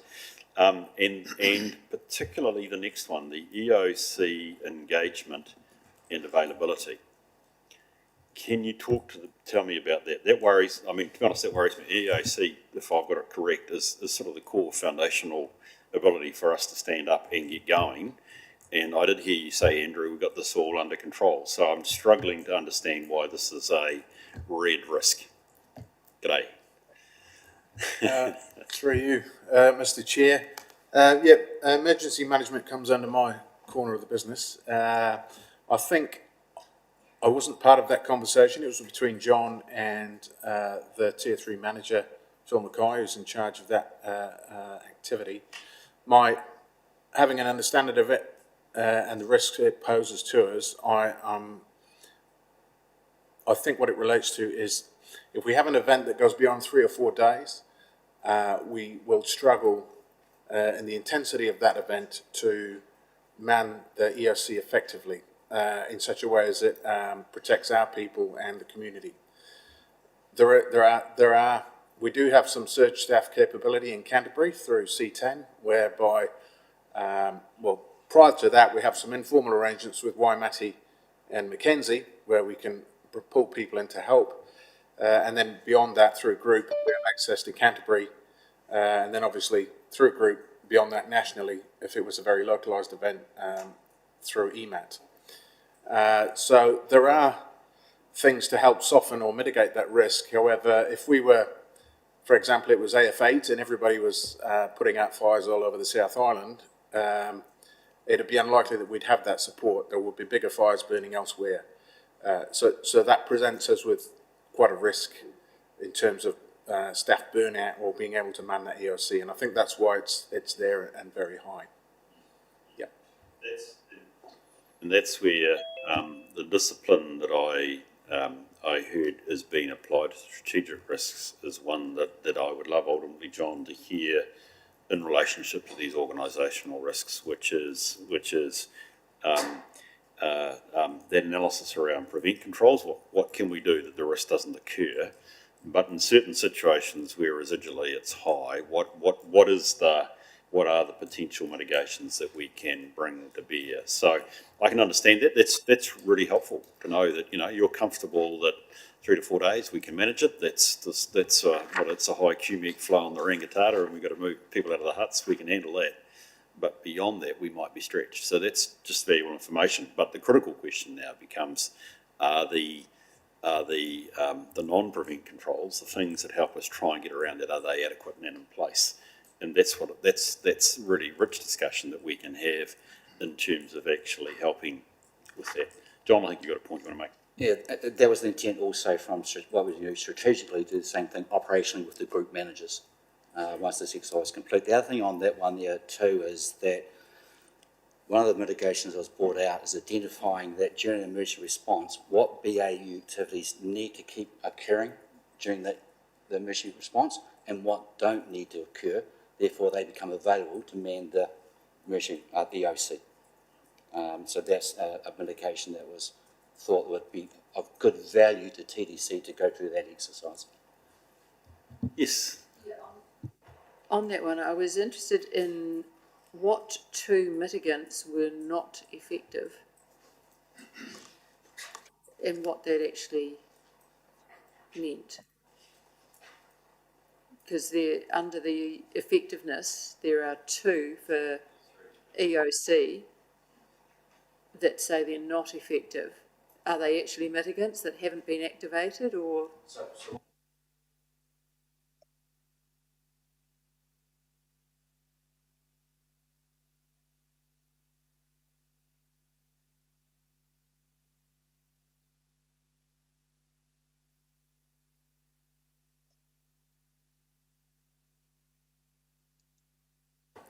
Right, this is really good. This is good stuff. And I'm conscious that you might have been landed with a report you might not have seen. So it raises questions for me, John, about actually what is the key thing around heat maps or risk analysis is that it's also, and if I go back to ISO 31000, it's a communication tool. And it should be giving rise to these sorts of good discussions. When something, and quite rightly, you'd work with say a T3, it sounds impersonal, with the relevant functional manager.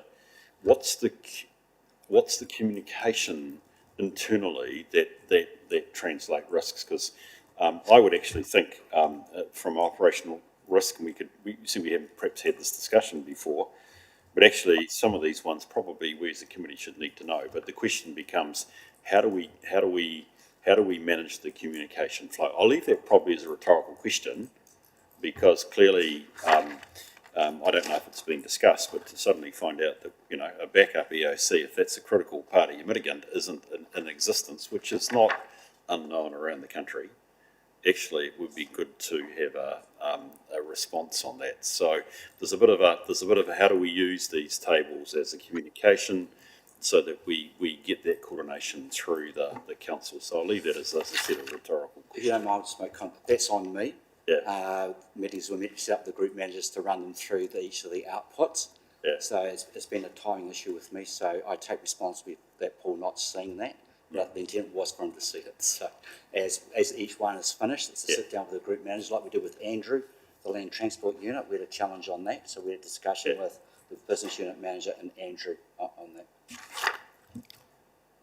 Paul, you got a comment? I'm comfortable with the process through you, Mr. Chair. I was just saying it is a timing issue. I'm sure that John was going to get to me, but I am aware of the risks within the activity. It's just I wasn't aware of what had been discussed to inform this particular thing. I think what I'm trying to say here, Paul, is look, I'd appreciate that, that not that you were caught out. I don't think I'd want to have it recorded in the minutes that you were caught out. I think what I'm just trying to reflect here is I'm really asking John that actually as we develop our understanding of the nature of our risks, when certain risks get to a level of concern, they shouldn't be held necessarily by your EM manager, your tier 3. That actually this heat map suggests probably there is a level of escalation and communication which should occur. And I'm just sort of making a broad argument. Anything that was high or major, you should be aware of and all over. And if it's red, it probably should come to us. That actually would be defined in a risk management framework. And so really my rhetorical question to John is, do we have that in effect, and are we starting to put in play that level of communication so that risks that are outstanding and that are we're classifying in this way? Because actually in reality, red, good, it's a strong communication tool for you. Is it right or wrong? How does it fit with the priorities that SLT are doing? That's the sort of thing that creates the rich discussion. So I think that would be great. That's good. That's really helpful. Thank you for this, because that was actually in relationship, Jason, to I think a request from us, and I'd like to perhaps suggest, John, that we continue this as you go through these, that we see them. I want to reflect that this is an SLT bead responsibility. We just need to have the assurance, but perhaps if we can just see the next iterations as they come through, it just gives us our chance to have a wee bit of input, but know that you guys are on top of it. And the other thing, John, that I'll leave there is actually that sense that you'll get from me, how do we make this BAU? Okay, which is really critical. Okay, I'm going to move to the recommendation, which is that we receive none of us all the questions, so I better move it. Do I have a seconder, please? Thank you, Michelle. With that, I'll put the motion. All those in favour, please say aye. Those against, it's carried. Thank you. Appreciate your work, John. That's really helpful, and to your SLT and actually Tier 3 colleagues, obviously, who have been involved in this legislative compliance. But he complied with.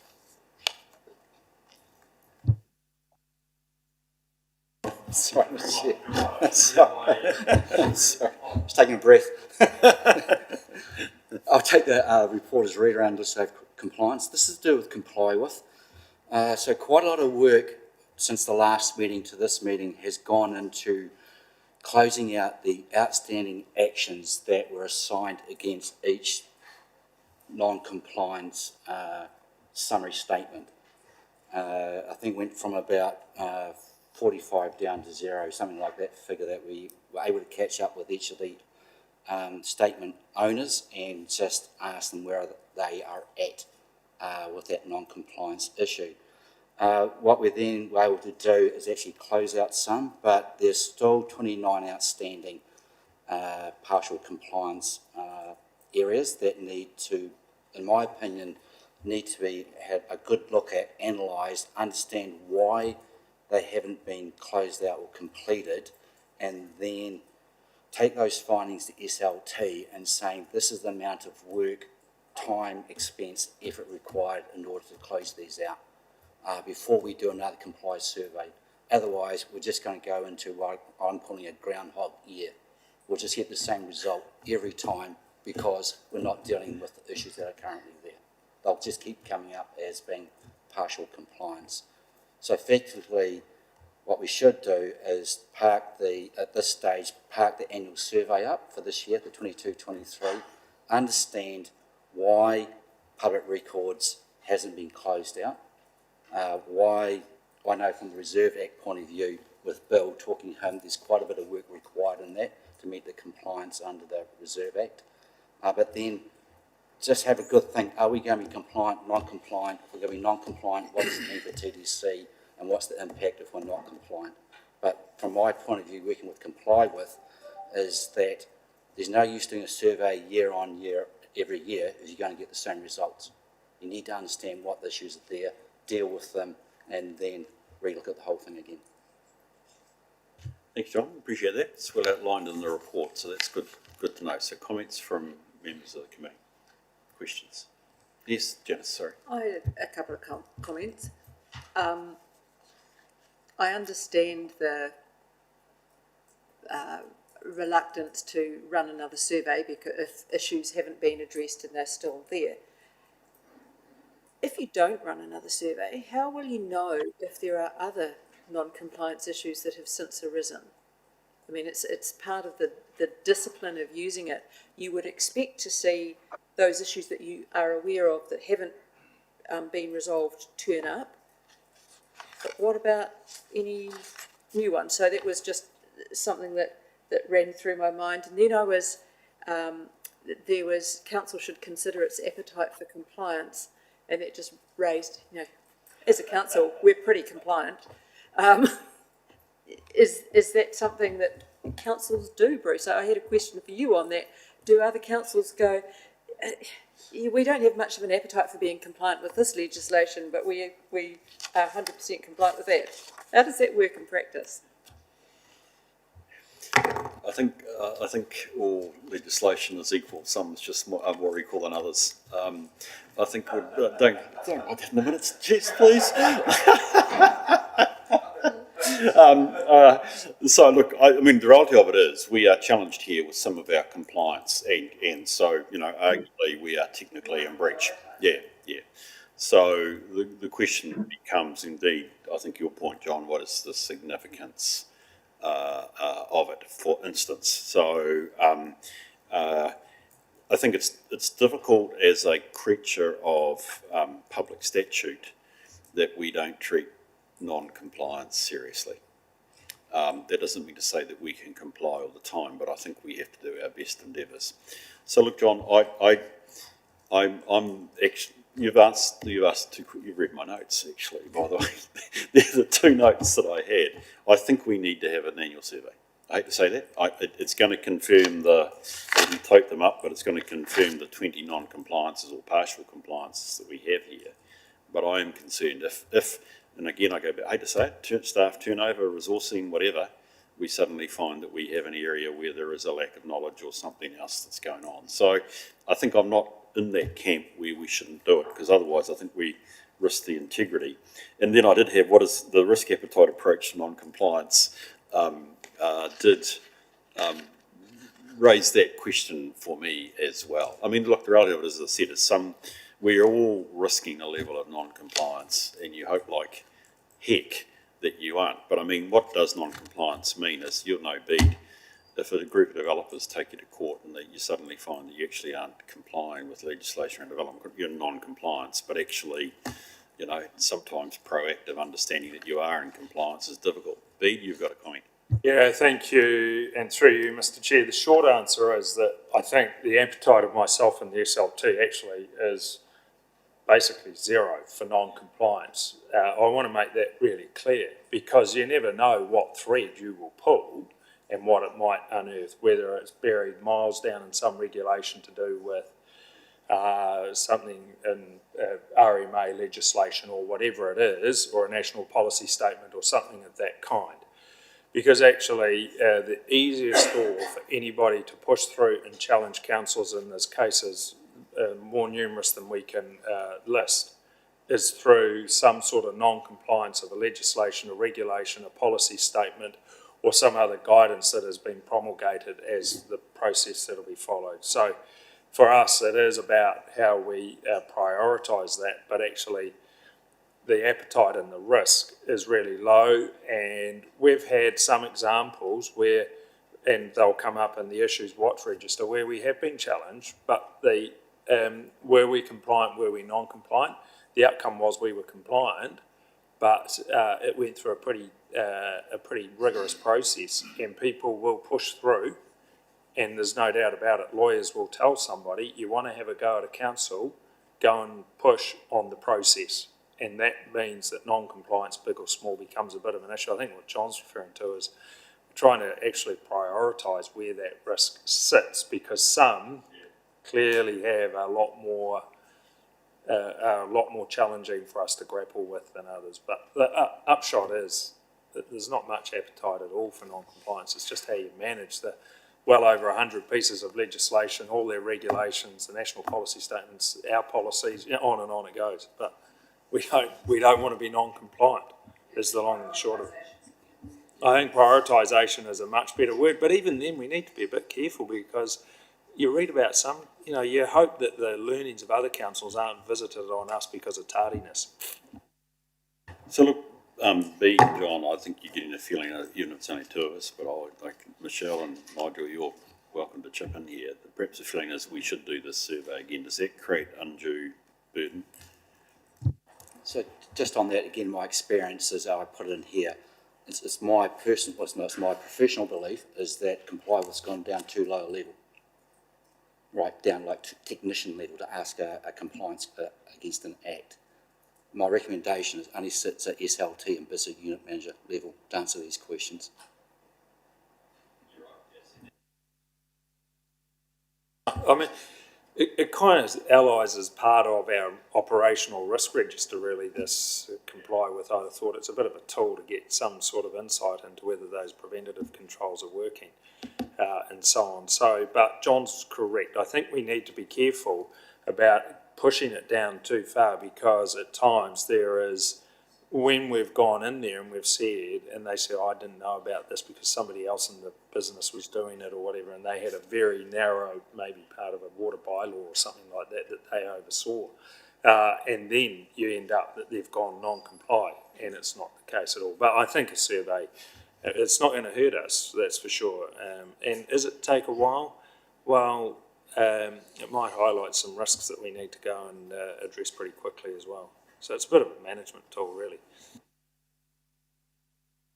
And the results, John, are very helpful from a risk perspective, from a governance perspective. So I certainly don't sit here and hold at fault the fact that anybody that we've got partial compliance. I mean, your point is well made. What do we do about it? That becomes important. But we're better to try and know that we've got those than not. The last comment I'd make, and I've made it before, but what is relevant, and John might have something, this is a very binary sort of a process, and the partial compliance way down at, like, we're sort of, if you were to put it on a heat map, we're somewhere around 30-40, or is the partial compliance sort of 90 plus, but it's still binary, you're still either compliant. And in all reality, it's actually really hard to say you're 100% compliant with all legislation if underneath it sits a massive list of regulations and national policy statements. But I think that's, to John's point, why is, that it goes to, we've got to be careful about who does these because of the binary nature, but it's still a useful tool that provides insight into our compliance and therefore our management of various areas of risk. I'd be very suspicious of any comply with survey that came back 100% comply. And it's not the fact that there are areas of non-compliance or partial compliance that come up, and some of them might be wrong or not. It's the fact that you go back and make those inquiries, etc. So if they came back 100%, I'd be really suspicious. And I'd be wary about lifting it up just to SLT. It needs to be done by those who actually have responsibility and should know. So maybe it shouldn't go down too low, but it should be where the responsibility for awareness lies.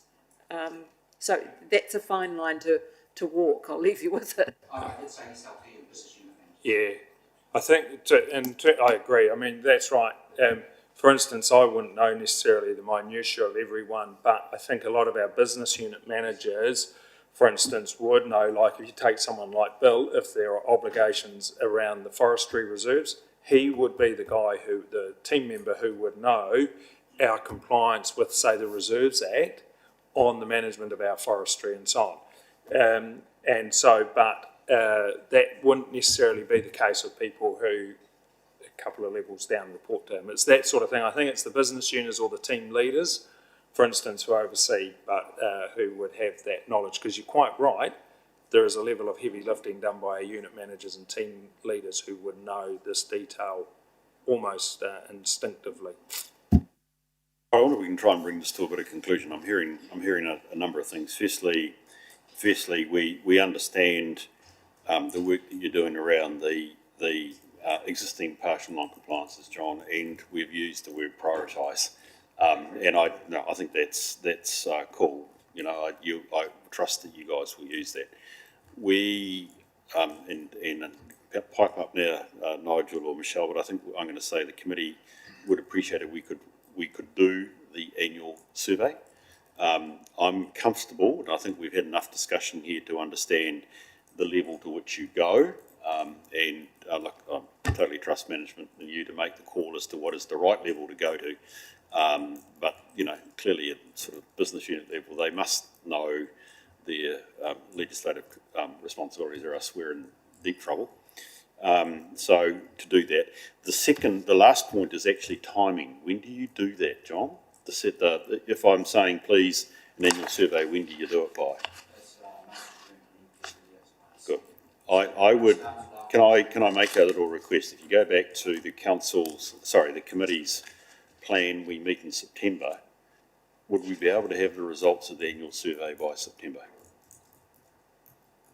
I raise that because it's roughly our annual report time, and I'd like John is going to ask us quite rightly for a letter of John, our auditor, quite rightly is going to ask us for a letter of representation. Have we complied with all our legislative requirements?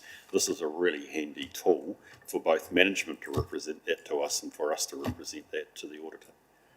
Can I leave that to you?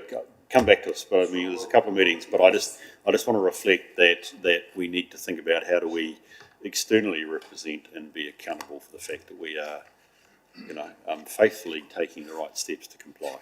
Can I move to the recommendation that we receive and note?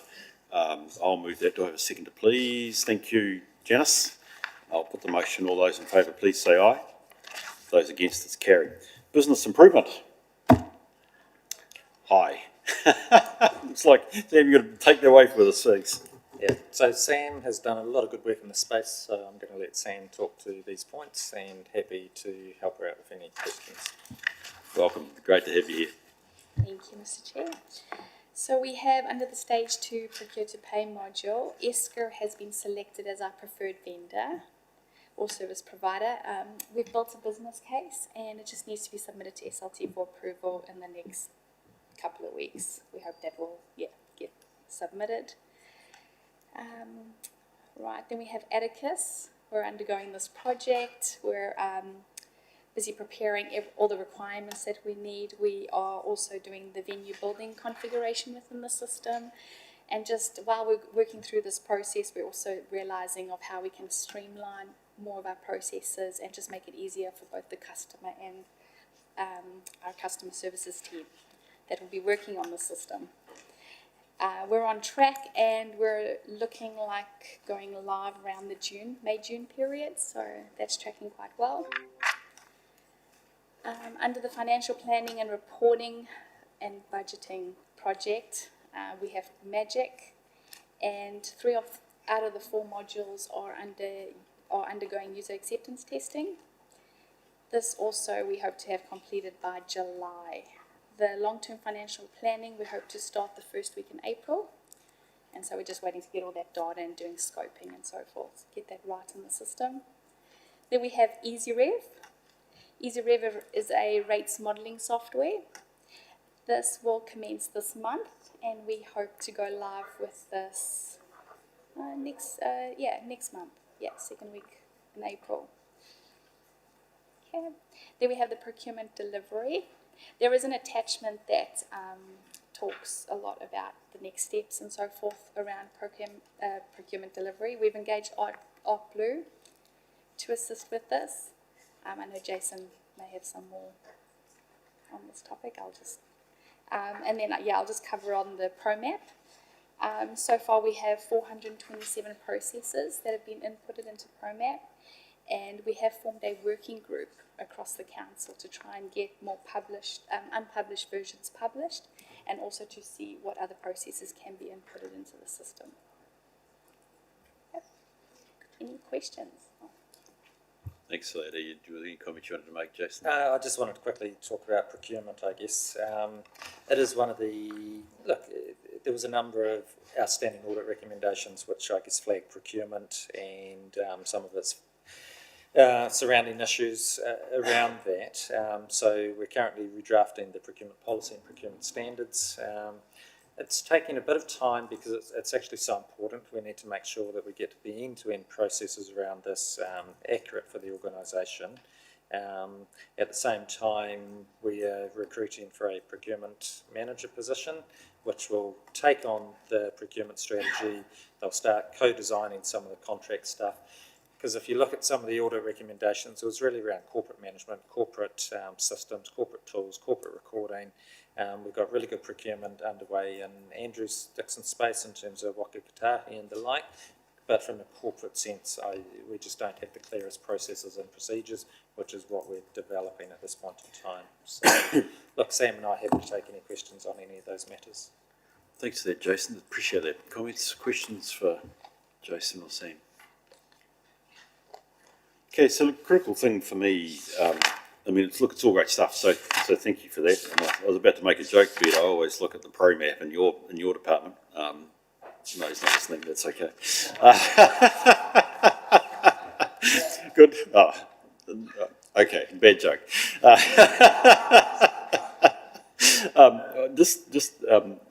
I'm just keen to know, Jason, the Magic IQ performance. Now, that seems to me to be critical to our LTP planning process. So I was thinking as much around the risks to that project and not being going live on 1 July. Any questions or comments on that? I have no risk. So there's a few other councils who use the Financial System Authority, which is what we use, who have Magic on the top as well. We're going through user acceptance testing at the moment in terms of reporting capital and the like. So my understanding is on track and is needed to play a key role in the long-term plan, along with the EasyRev tool, because as councillors will know, what I want to be able to do, or as an organisation, we need to be able to sit in front of our elected members and play around scenarios. What if we do this? What if we do that? What happens? And what's the rating impact? And that's really hard with the tools we have at the moment. So this will enable us to give better quality of information to lead to better decision making for elected members. Ideally, we would have liked to have had it all in place for this annual plan, but the long-term plan is when we really need to be looking at our options. And you mentioned Magic IQ, and when I've come across that before as being a reasonably common. Is EasyRev a common application around the sector? It is used by other organisations as well. Authority has a rates modelling system. It's just not as intuitive as we would have liked, so this is just a bolt-on. And it's easy because it's not sucking information back into Authority, it's just taking stuff out, enables us to play with it. It's cheap, it's easy, and it'll give us good information.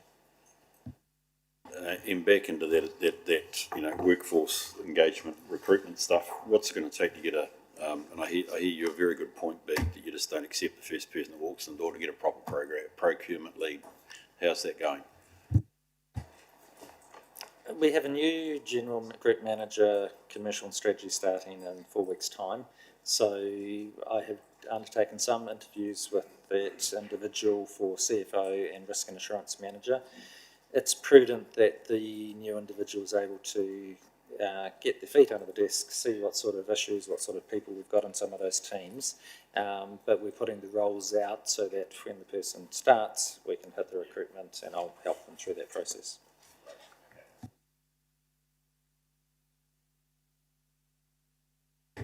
Third of April. 2nd or 3rd, is it the 3rd, is it? Yeah, of April, so. I was trying to think about how that fits.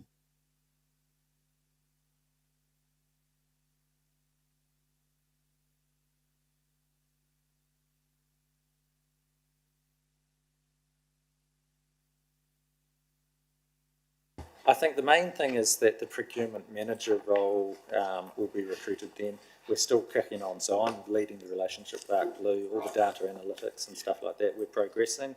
It's just the recruitment of said individual. I'm waiting for Trudy. Brilliant, thank you for that. That's really helpful. Simon, thank you for your work too on this. Despite my poor joke beat about ProMap, I take that quite seriously, not necessarily results, but again, just reflecting ProMap as a protection for us against staff turnover. And so as a tool, as a mechanism to enable us to keep corporate memory, that's really helpful. Yes, Jason? And look, I think one of the benefits, Janice, in terms of the status reporting, the information that you'd requested to put it into sort of a status update actually helps the project teams, and it gives us a very clear idea of what our next steps are, deliverables, milestones, cost and all that sort of thing. So it's been a good discipline. So there's more benefit than just reporting through to the Audit and Risk Committee. Thanks, Jason. You know how to keep your committee happy, Jason. Thank you for that. Okay, the recommendation is we receive and note. Do I have a mover and a seconder for that, please? I will. Thank you, Nigel. I'll put the motion. All those in favour, please say aye. Those against, it's carried. Thank you. Rightio. Credit rating review.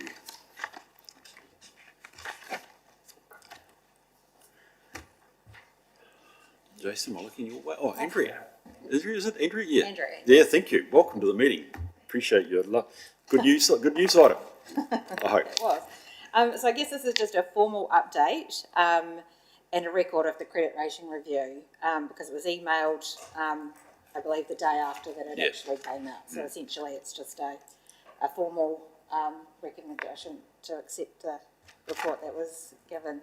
So Fitch publishes a credit rating that's a forward-looking option on the relative ability of the entity to meet its financial commitments. And a credit rating carries considerable weight as an independent assessment of our ability to repay its borrowings. Following the assessment, Fitch has confirmed that the council rating will remain at an AA- with a stable outlook. So a good, strong credit history or credit rating enables us to access borrowings at a more competitive interest rate with an overall ability and benefit to reduce our debt servicing costs. So we've remained stable in comparison to last year. Thanks, Andrea. Appreciate that. Questions or comments for Andrea? How do we compare to other councils? Are we the same are all councils the same? Are we healthier than some? Are we unhealthier? Through you, Mr. Chair, a little bit of both, but some of it is, for instance, Selwyn is, I think, AA, but that I think is to do with its size. So size is an element, and we did go and do some. We got Bancorp to do a bit of work as well, didn't we? And I think, how do we compare? I think it would be fair to say we compare about as well as we could do without significantly raising our rates or dropping our expenditure, because the way they calculate some of the rating is on your operational expenditure and so on, and the sort of the cover you have around your revenue. Do you want to say something, Jason?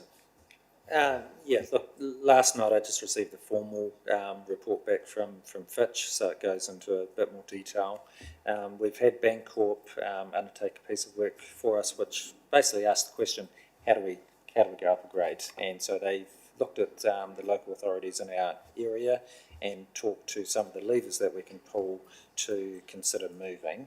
And so we've only just received that, so we're starting to consider whether AA minus is still appropriate for us and whether pulling some of those other levers actually have a flow-on effect, which we may not go down that pathway for. Yeah, that cost benefit. And that's just it. So yeah. So a couple of comments from me, Jace. First, on Andrea. Firstly, the benefit for us in doing this is that we get a better rate with the LGFA. So it has got the benefit of keeping us at a lower rate, correct? I don't know what the margin is, but it's a modest margin, which I would suggest that we take. I was interested in the commentary, and so on pages 106, 107 of my agenda, where they, bearing in mind that Fitch quite rightly point out this is a future-looking rating rather than one that's looking back. And Nigel, I'm looking your way at the annual plan and the LTP. My eye goes to the sustainability of the plans that we as elected members adopt for our annual plan, but particularly our long-term plan.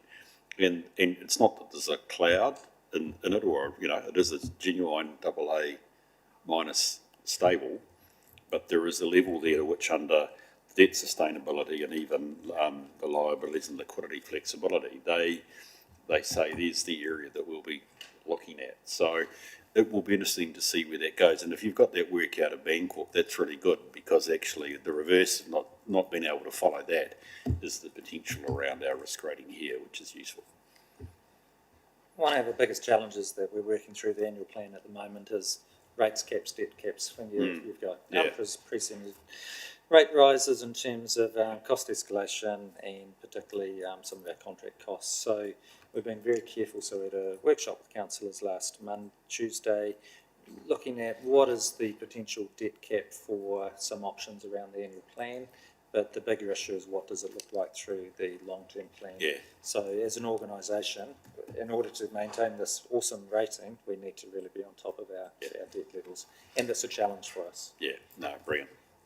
And Janice, if I could just reflect, I think that sort of commentary, it's not commentary, but comments from me, and indeed your point, Jason, is, again, in my experience, reasonably reflective of generally local government at this stage around it. I mean, the interesting thing is we have LGFA, which provides us with good rates, but the individual performance of us in terms of our plans ultimately are important, and that's what this Fitch rating is showing. So it's good result, great result actually, but actually we need to preserve it. It's really the point that we're making here, isn't it? Okay, can I move to the recommendation that we receive and note? I take it you've made public noises about this bid.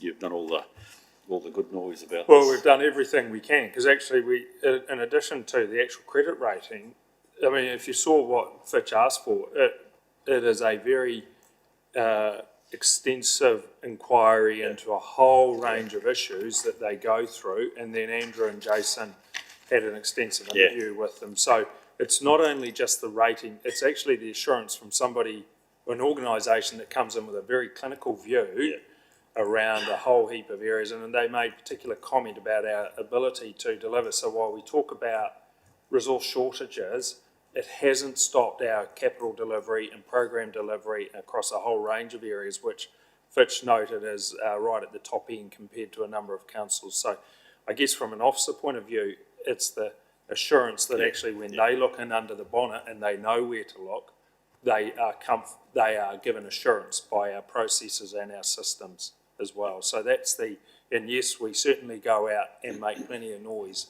about the fact that we've maintained a good credit rating. And why not? Okay, can I have a move and a second for the motion, please? Thank you. Janice, thank you. Nigel, for the motion, all those in favour, please say aye.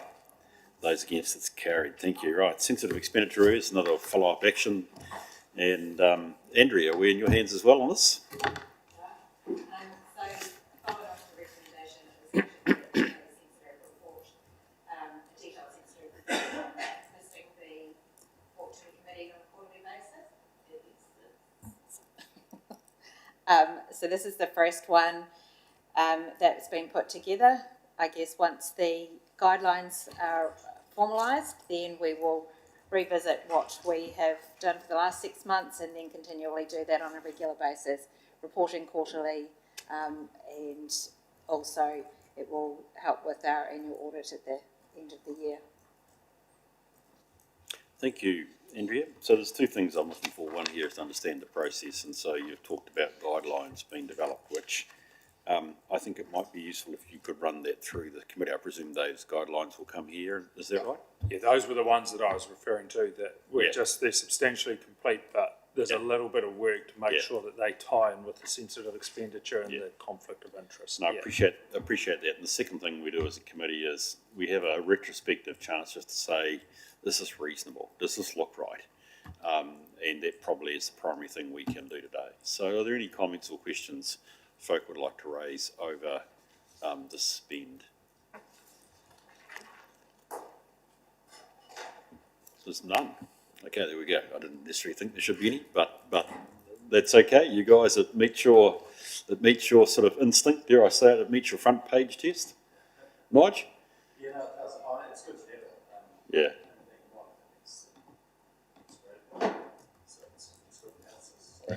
No, I appreciate that, and it's got you. It goes through a period of the Christmas breaks and what have you, for which is naturally a level of recognition at year end and what have you, and you can see that spend sitting there, and it looks like generally it's fine. I will be keen to see the guidelines that it's consistent, but it doesn't seem like it's out of the ordinary. So that's positive.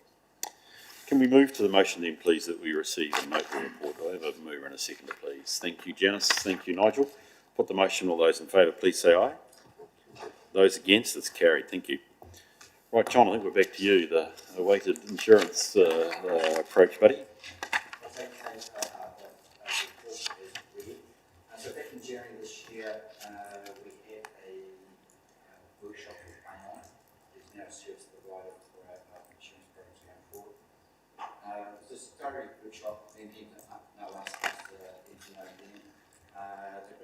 present some slides, mainly talking about what was our appetite on moving from a process to a more strategic approach when it came to insurance.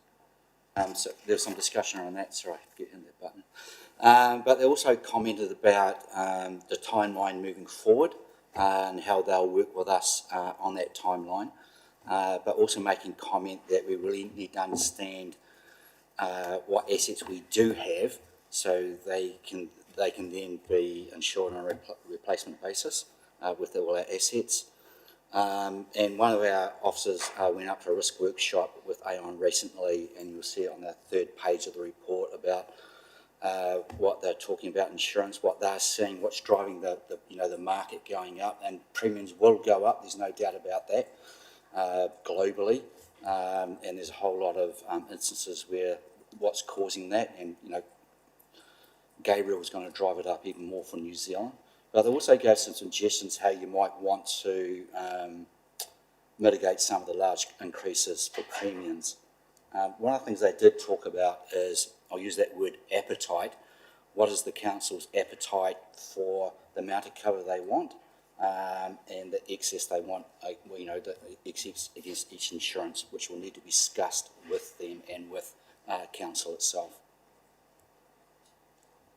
And I just gave an update of the current insurance program for this year as a means of interest.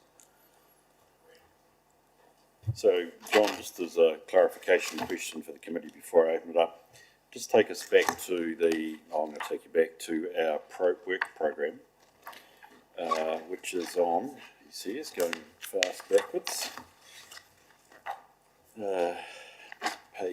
page, I'm on page 23 of the agenda. Okay, so there's a sense to which this paper sets us up to plan to plan, okay, if I can put it that way. There is work that must follow out of this after the advice of Aon, correct, as to then coming back with a recommendation on the settings we should be trying to get through the market with the next renewal, correct? That's my understanding, yes. I mean, I'm asked, well, corporately, is that what we're doing? Yes. Yeah, okay. So that would mean that there is work to be done with Aon in terms of balancing market conditions with our risk profile, even what's our tolerance for risk. That means that come September 23, we will actually have the proposed plan for placement for the coming insurance year. That's my understanding, yes. Okay, good, brilliant. Thank you for that. So there's a sense to which this, as I say, is setting us up to understand the plan to get us to September, when as a committee we can fully consider the trade-offs and where this fits within our risk management strategy. That's fine. Okay, yes, so questions, Janice? Were you looking for an update in June?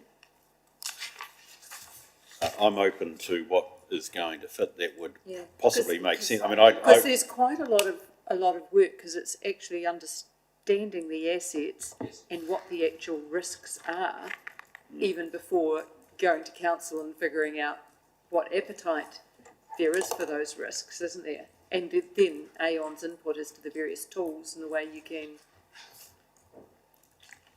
accept or not the risks. That's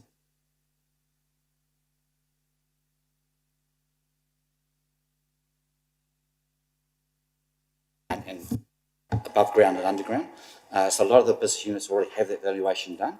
Some still have some work to do in getting that valuation completed. And that's a key part for Aon, is understanding the valuation of our assets. So, John, I wonder, just follow. Sorry, if I could just. Oh, sorry. Yeah, No, you go first, Janice. Sorry. Oh, I was just going to go. The value as done in evaluation is one thing. The value to the organisation is maybe something different, and the actual risks. You know, the value might be whatever it is, but the risk of it disappearing or the loss to the organisation might not be related to the value. I wonder, to follow through on your question, Janice, I wonder if perhaps you would consider thinking about, by Zoom, have Aon on in June. Because I think actually what I'm wanting to reflect here is, if I could put it in my words, I think what you're saying, Janice, it's one thing for us to have the core data, the values, the state, the condition, but then there's the insurance strategy you put on top of that.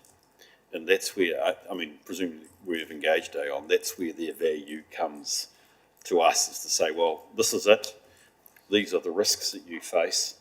This then sits as the strategy that you would play with that. And I mean, the current, and that's going to be in light also of market conditions, because as you already hinted, you're paying more for less cover. And certainly the bigger councils are starting to consider a level of self-insurance, for instance, in some form.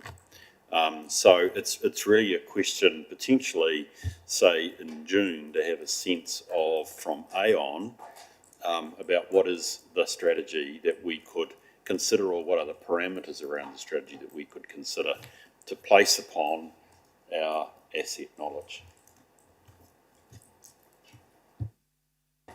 Aon had talked about coming along today, but we felt it was more planning, and so that I think what you're talking about is good. So in June they've done the planning, they can talk to us about the risks, and then in September we can place. So I think that's good. Brilliant, that's good. So we've got agreement as far as that's concerned. Okay, so in terms of the actual paper, so thank you for that question, Janice.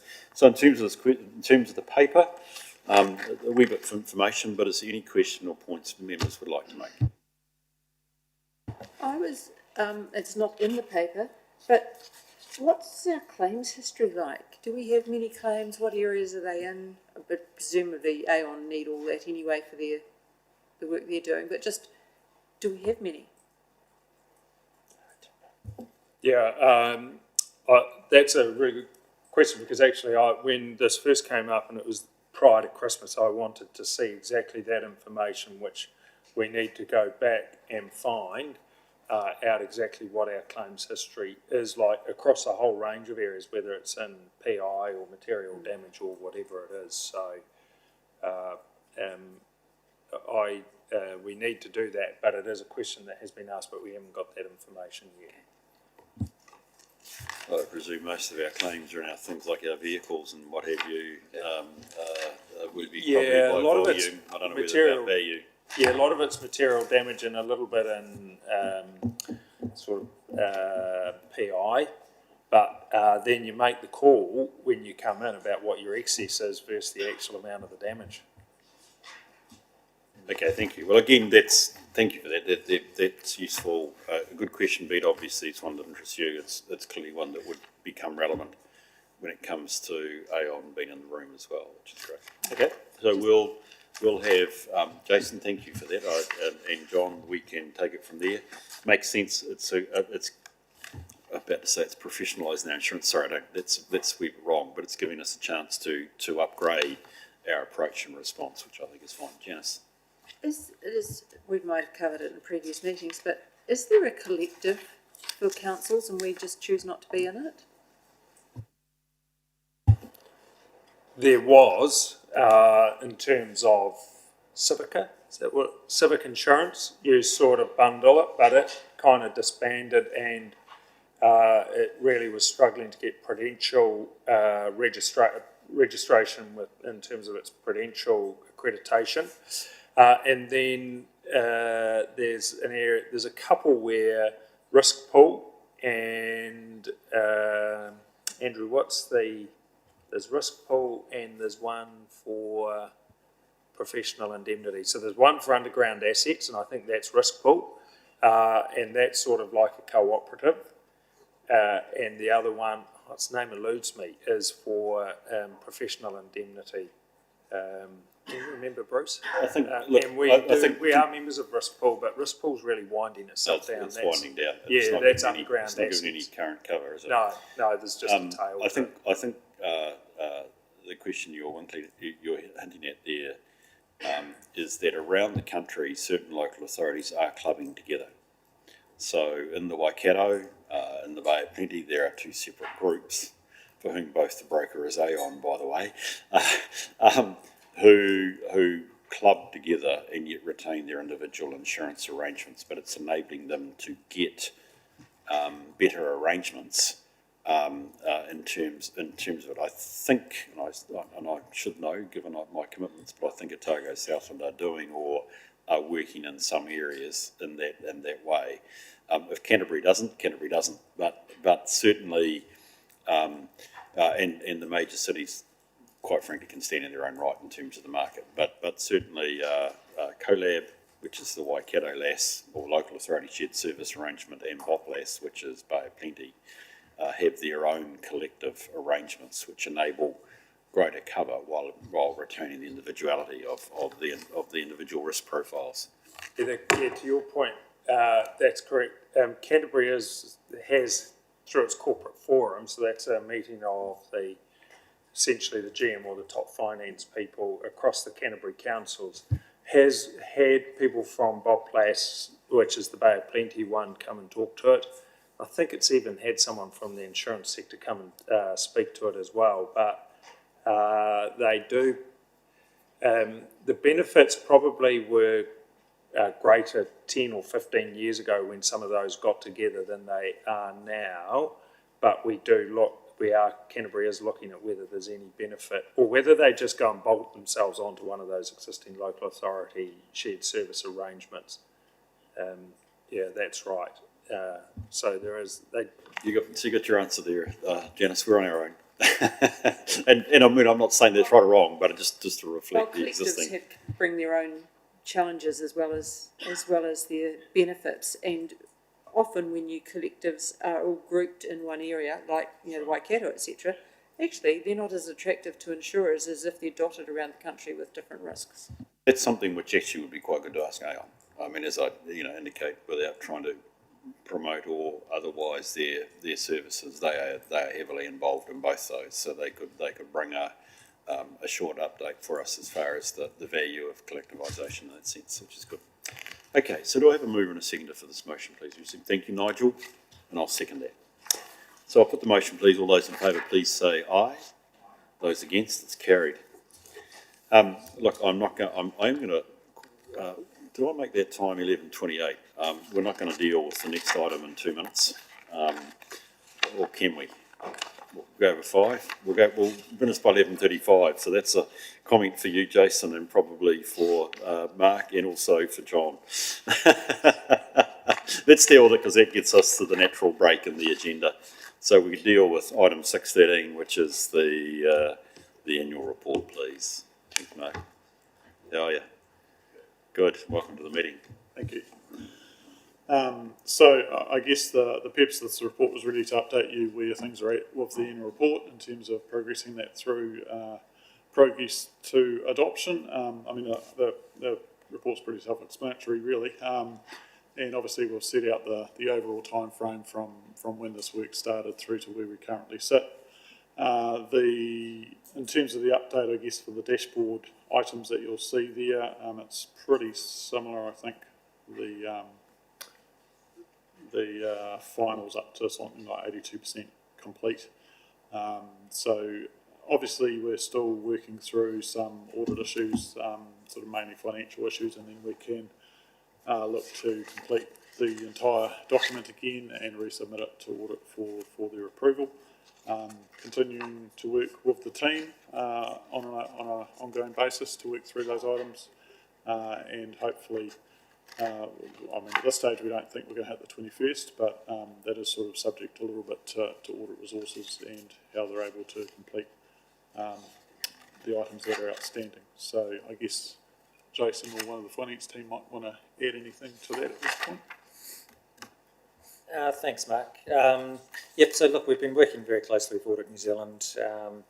Audit New Zealand are keen for us to close out items before they put any more resourcing onto the audit, which is categorically the right thing to do. So we're down to sort of the last 4 or 5 items around IPSAS 41. We're just doing some final updates to that. We've completed the accounting policies and we're just working with Audit New Zealand around which note disclosures need to change. On Friday, forestry was a bit of an issue with that $8 million contingent liability, but we squared that away, so we're just down to some disclosure requirements. There's a couple of questions around GST. We've closed out revenue in advance, and there's some asset sampling to do as well. So from our perspective, we're getting very close. Audit New Zealand need to finish the consolidation audit, so that's when they bring in TDHL and VT and AST. And I guess the key issue there is our investments in associates, which, if you recall, last year we had a couple of prior period adjustments, but I think they've been correctly reflected in TDHL now, so I think that should be pretty straightforward. So really we're just loading stuff to the dashboard, Audit New Zealand picking them up, and at a point when they're ready, they'll push go. Look, I'll let John talk to any issues, but from my sense there's no opinion issues, there's no significant matters outstanding. We're just finishing the stuff. Audit New Zealand will come back, tick it all off, and then we need to agree the dates that we have probably an extraordinary ARC meeting to endorse it, and then a council meeting to accept it. Thanks for that. You actually, in your last comment, just helped me there, because indeed the paragraph 16 says that, you know, obviously we haven't hit the mark, and no value judgment, we haven't hit the mark for the 21st, so we just need to think about what is the way in which the committee can fit in and help with the final endorsement, but we'll see how we go. So John, welcome to the meeting. Thank you for waiting around and still being here. Is there any quick comments you would like to make? Just not from my point of view, it's not quite as simple and straightforward as Jason outlined. One of those issues is with the ETS credits, and I was in email correspondence this morning, so Jason was trying to be ready for this meeting, so he wouldn't have had a chance to go through it in the detail. One of the issues you've got with the ETS credits is how it's been handled. Is it looks like there's a decision being made to revalue ETS credits annually. So that would be an accounting policy change. which I would think that the committee would have to sign, the committee would have to sign off on it and recommend it to council. But that isn't necessarily as straightforward as it might look. If you revalue ETS credits, then the increase in value goes through other comprehensive revenue and expense. If you use those to pay your emissions liabilities, that full value goes through your, it gets charged against your surplus. So you actually make your operation look, or you could view it, that it makes it look not as good as it should do. But there is a number of issues that tie up between how you value your forestry assets and what disclosures you make. So there's a bit of work there that the committee may want to delegate that to yourself to be comfortable with before it comes back up to council for adoption. Don't know that, but I'm just highlighting that as one issue that there's a bit of discussion to go on before we get to the end point on that. Okay, so what is the date that we're heading towards, Mark? I'd like a date, please. That's as simple as that, then I'm going to lunch. Well, we don't really have to, to be honest. I mean, ideally, I guess if we can hit, there is a council meeting scheduled for the 4th of April, if that was doable. Other than that, I think we'll probably have to schedule another one. Yeah, sorry, what date was that in April? 4th of April. 4th of April. Yeah. Okay. That's council meeting, yeah. Yeah. Rightio. Sweet. Okay. Jason, I don't know if there's any response to that other than John signalling that you know, from his perspective, here goes a significant accounting issue which we need to just traverse through. Yep, look, I've seen the emails coming through overnight and into this morning actually, so we're continuing to work on this particular issue and I guess get our heads around it. Accounting disclosures, that's fine, we just changed those. Yeah, not overly significant, but something we need to address. The main thing that the committee needs and we'd like to know is what date we're targeting as well. Right, so we're going to... So, Mr. Chair, is that there's two other items that I need to clear off that aren't quite as simple as what was portrayed. And that's, if you're not tied in with the detail and understand what we're doing on ERN, then you wouldn't necessarily realise that. One is we haven't tested infrastructure asset additions because there has been problems up to now reconciling what's in the general ledger for additions versus what's in the fixed asset register. So we're getting close to being able to get the sample, so we've still got to do that work. The GST issue is we need confirmation that the errors that occurred in GST coding have correctly been reworked through the system. Yeah, if they have, there's not a material prior period error. If they haven't been, we've got to do some more work. Thank you, John. Yeah, I take it those aren't new to you. No, okay, good. Right, so it is reasonably loose, but I think, Mark, what I'd like you to do after the meeting with Jason and with John is just have an assessment. Is it fair for us to aim for the 4th of April? In which case I suspect we need to plan a risk committee meeting, even if we do that, Janice, by way of Zoom rather than necessarily having to be here. That's why I say that in part, but I think that might be useful that we do that. So could I just ask you guys to do a wee bit of planning with John to make certain that that is achievable, and if it's not, you better come back with a different date, clearly. But let's aim for that, to try and roll these issues and move it through from there. John, just one question. Are we of the size that you have a second reviewer that you need clearance on to be able to sign? Yes,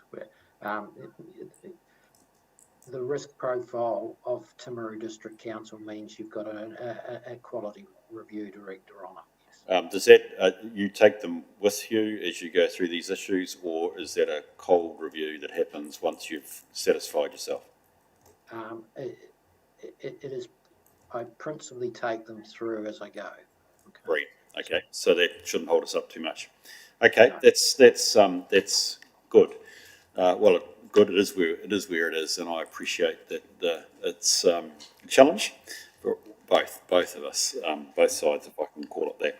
Okay, so look, I'll John suggested a level of delegation to me. I still think we're following through a normal process to get ourselves to an audit and risk committee, whether it's virtual or otherwise, and also to an adoption on the 4th.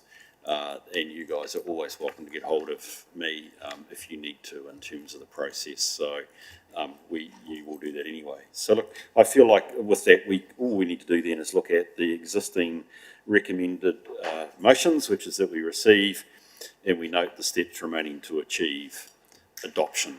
I'm not going to put a date in there, Mark, because you guys will come back and confirm that, and I appreciate that being the case. I'm going to move from the chair that we adopt that. Do I have a seconder, please? Thank you, Janice. Appreciate that. I'll put the motion then, please. All those in favour, please say aye. Those against, it's carried. Brilliant. I said I was going to go to lunch. I sound like I'm only thinking about my stomach.